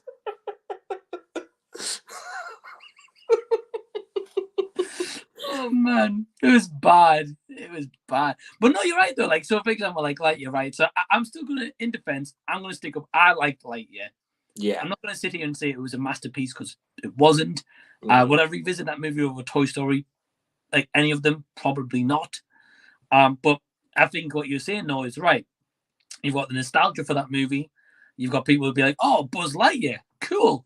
Let's get a Buzz Lightyear with hair figure." Right? Yeah. Because he didn't have hair before all this time. Or he has, but he's had that purple cap on. So everyone's just really, well, he's a bald toy kind of thing. And he's just got a cap on. So straight away you got Buzz, then you got Socks, as you said. Immediately, you know, for people like myself who love cats and you, we're like, oh, awesome, a cat, you know? Yeah. And I'm guilty. I've got up there, I've got the Socks Funko Pop. Oh, you got it? I'll show you, yeah. So, yeah. Got them right. So I'm a sucker for that product placement, you know. But see, that's the difference though between that movie and Strange World. There's nobody to latch on to. You know what I mean? So I feel like the issue with Strange World is I completely agree with you. Characters were kind of unlikable. I didn't really mind too much like Jake Gyllenhaal's main character. Mm-hmm. And I thought he was probably the best one out of the whole lot of whoever's in that movie. Mm-hmm. I felt like you mentioned in your, so a bit of a spoiler here, right? But Ryan mentioned this in his review as well today, so go check out his review. Jake Gyllenhaal's character in this animation movie is he hasn't seen his dad for 25 years. His dad pretty much goes missing on this search in these mountains, right? Mm-hmm. And when he gets reunited with his dad, you're right though. It's like if it was us, right? If we didn't see our dad for 25 years, we would be in tears. Yeah. Be, like hugging them constantly, like not letting go, being like, is this a real moment? Am I dreaming right now? You'd be lost for words. You wouldn't be able to kind of really speak. And he's just like, oh, hey, Dad. Yeah, man. It's like he saw him last week or something. I mean, what the heck? I mean, that was the biggest thing that stuck out of me in that movie. I'm like, I swear to you, I had to stop the movie and I was thinking to myself for a minute. I was like, are you serious? Did they literally just do that right now? Like he just randomly appeared and he's like, oh yeah, hey Dad.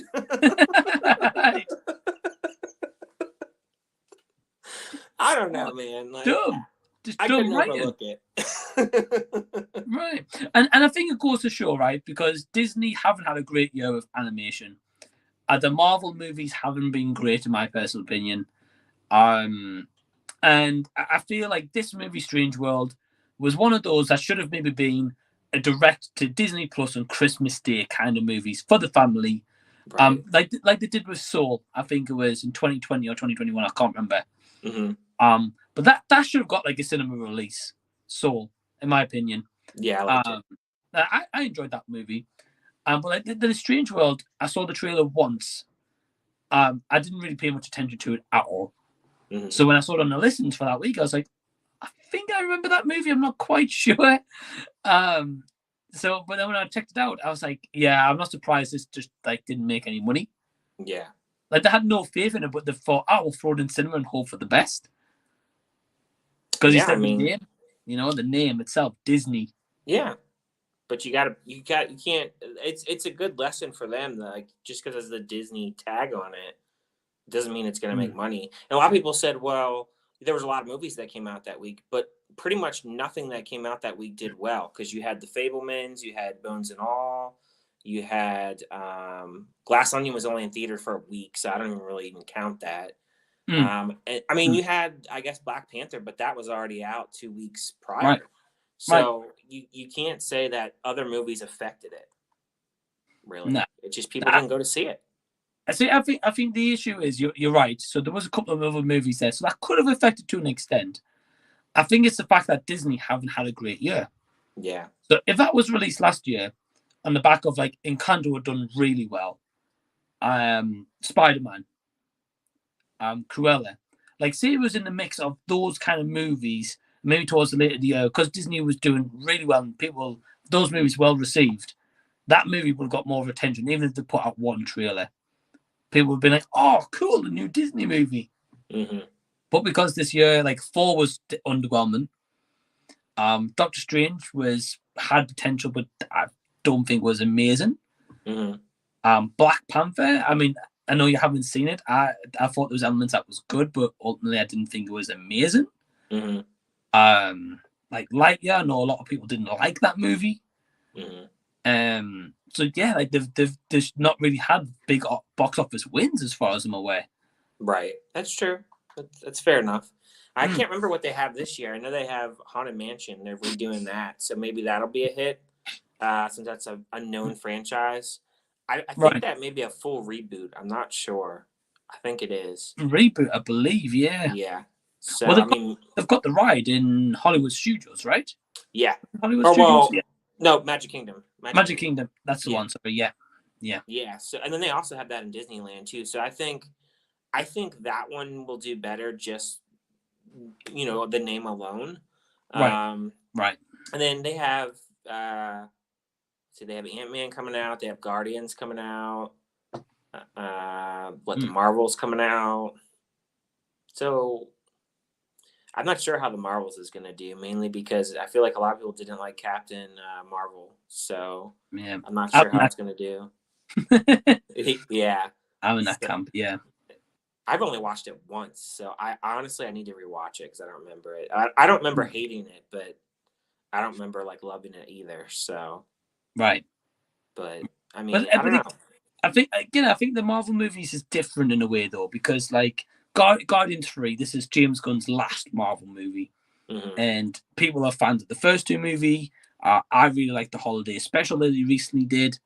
So it was a good tease for number 3.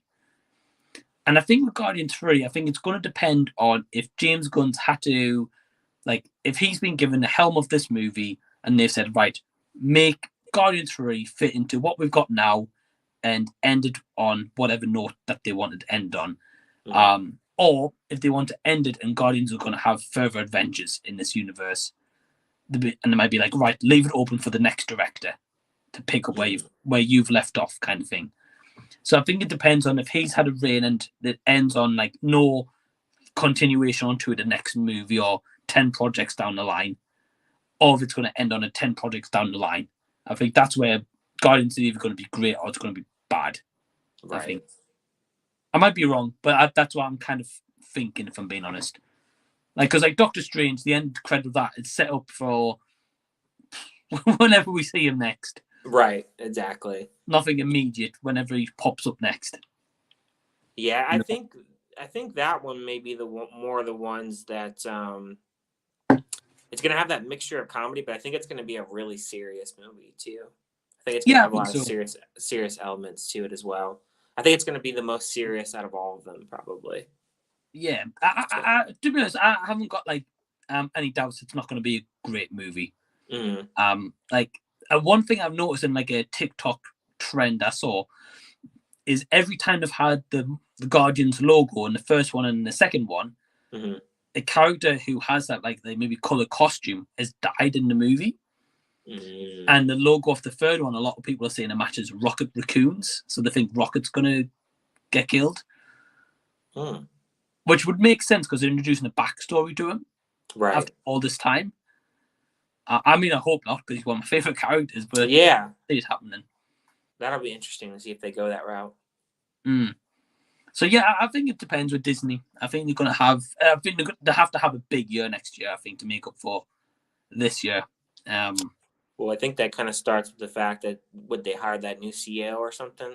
They brought the CEO back or something, or right? It was, yeah. Right. So that kind of starts that new future again. So I think they'll be a little bit more careful with some of the projects they're going to be taking on. And then I think, I mean, obviously Marvel usually helps them anyway, but I think Marvel is going to build up a little bit again because they're building up to the new battle and everything like that. So. Right. I think it's just going to be a matter of time, but I think they'll be back at it. Yeah, I mean, I hope so because I love Marvel, but like the projects this year and like mid last year, I just haven't liked. Yeah, I lost faith a little bit, personally. Black Panther was the best one out of a lot of them, but I still wasn't a huge fan. Yeah, I haven't heard anybody say like they loved it like that much. I mean, a few people here and there. But to be honest with you, the first one, I didn't dislike the first one or anything. I thought it was all right, I guess. But I wasn't that big on the character, I guess. I don't know. Just wasn't that big. I mean, I like Chadwick Boseman. I think, he's a great actor and everything like that. It's sad about his passing, but I don't know. I mean, we'll see. It comes out tomorrow, so we'll see how I feel. Right. Yeah, I think it's going to do big numbers on the platform. Oh yeah, easy. Yeah, don't doubt that. We've got a question from D because we're going to wrap this up. But we've got a question from D. He says, had to tap out to drive back from the airport, but happy to see Ryan's joined. Ryan, what's been your favorite aspect of the Disney visit? Mike, you can also compare your own experience. Favorite aspect of Disney? I would say Magic Kingdom for me. Magic Kingdom, I've gone there since I was 5 years old, even when I wasn't living here in Florida, and I have a lot of memories there. And there's just certain rides. I know when I was a little kid, like for instance, Haunted Mansion was something I was really scared of, and I never wanted to go in there because where they lock you in that room and they Right.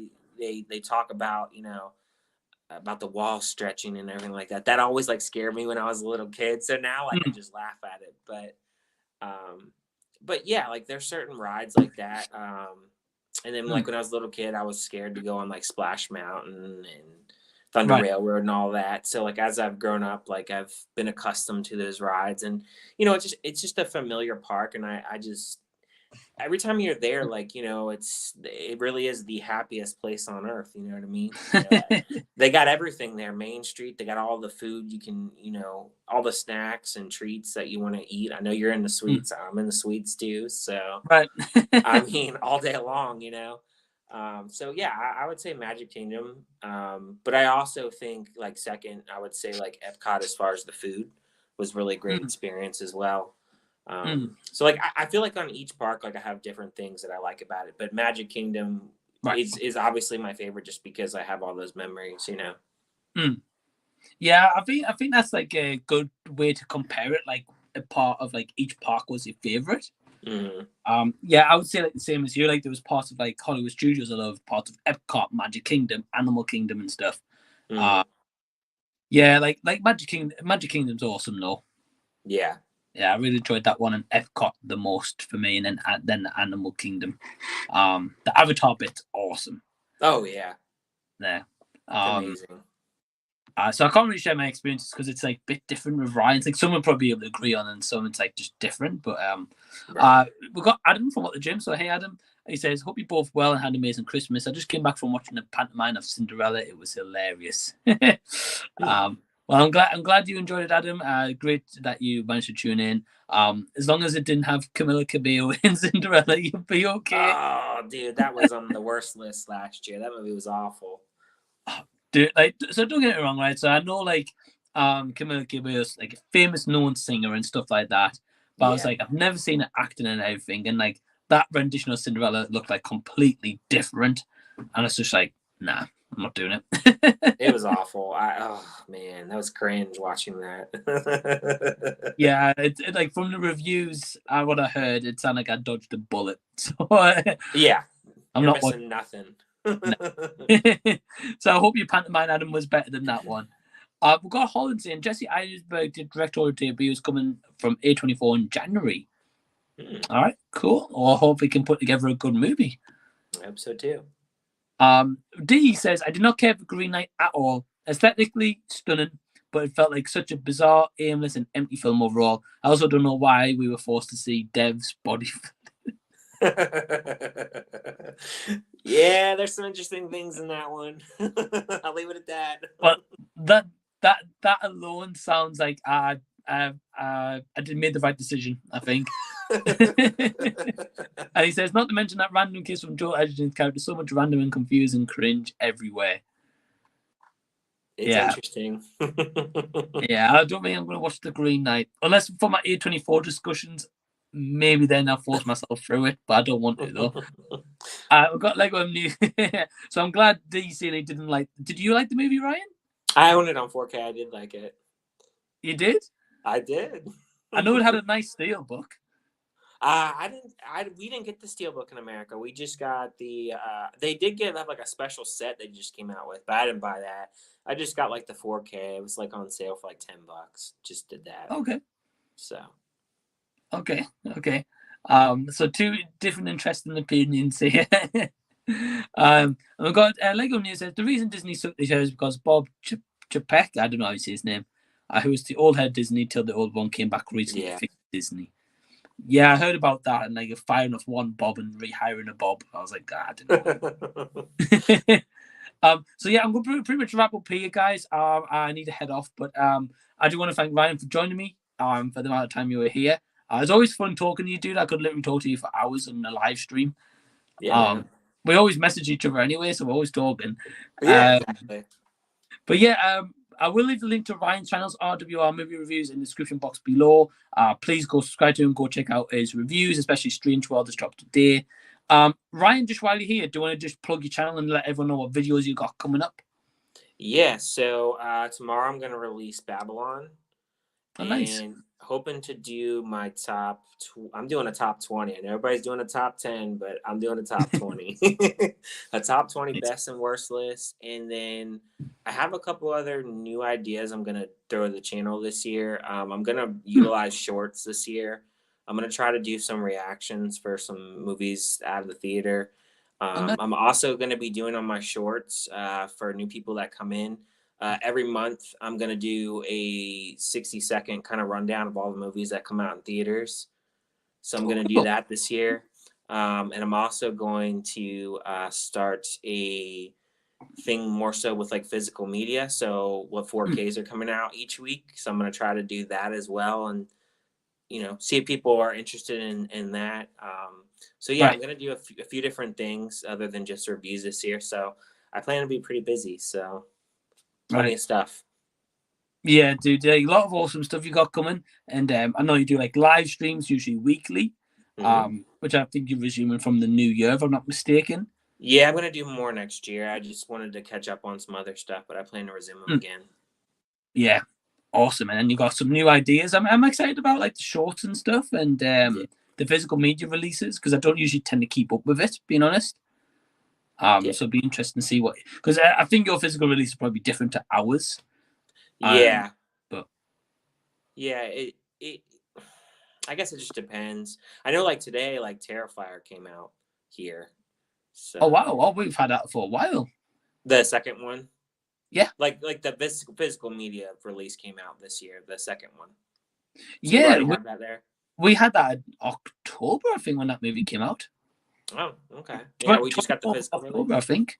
Oh, okay. We just got the physical release today, so. Wow, okay. But I know you guys in America got like a lot of like fancy like 4K editions and stuff, I think. So Best Buy did their own 4K slip, and they are the only ones that did the 4K. And I saw that they don't have it in stores, so you got to order it online. And I was looking today, I was like, oh, I'm going to go pick it up. Oh, never mind, they don't carry it. And then the Steelbook, it's just Blu-ray. And Walmart, I think, is doing that. But I don't know if that's a order online situation or they're going to have it in stores. My luck, it's probably an order online situation. So probably. So, Walmart, they don't have it. They never have it. Oh, it's probably in the back, but not on display. It would not shock me at all. Probably. So yeah, man, I'm excited for what content you've got coming up. So yeah, anyone who's watching live after, please go subscribe to Ryan. Yeah, man, thanks for joining me. Yeah, man, appreciate it. Yeah, dude, and I'm gonna have you on the stream soon. But yeah, for everyone who's watching live after fact, it's been me and Ryan, and we'll see you later. So see you, everyone. Peace.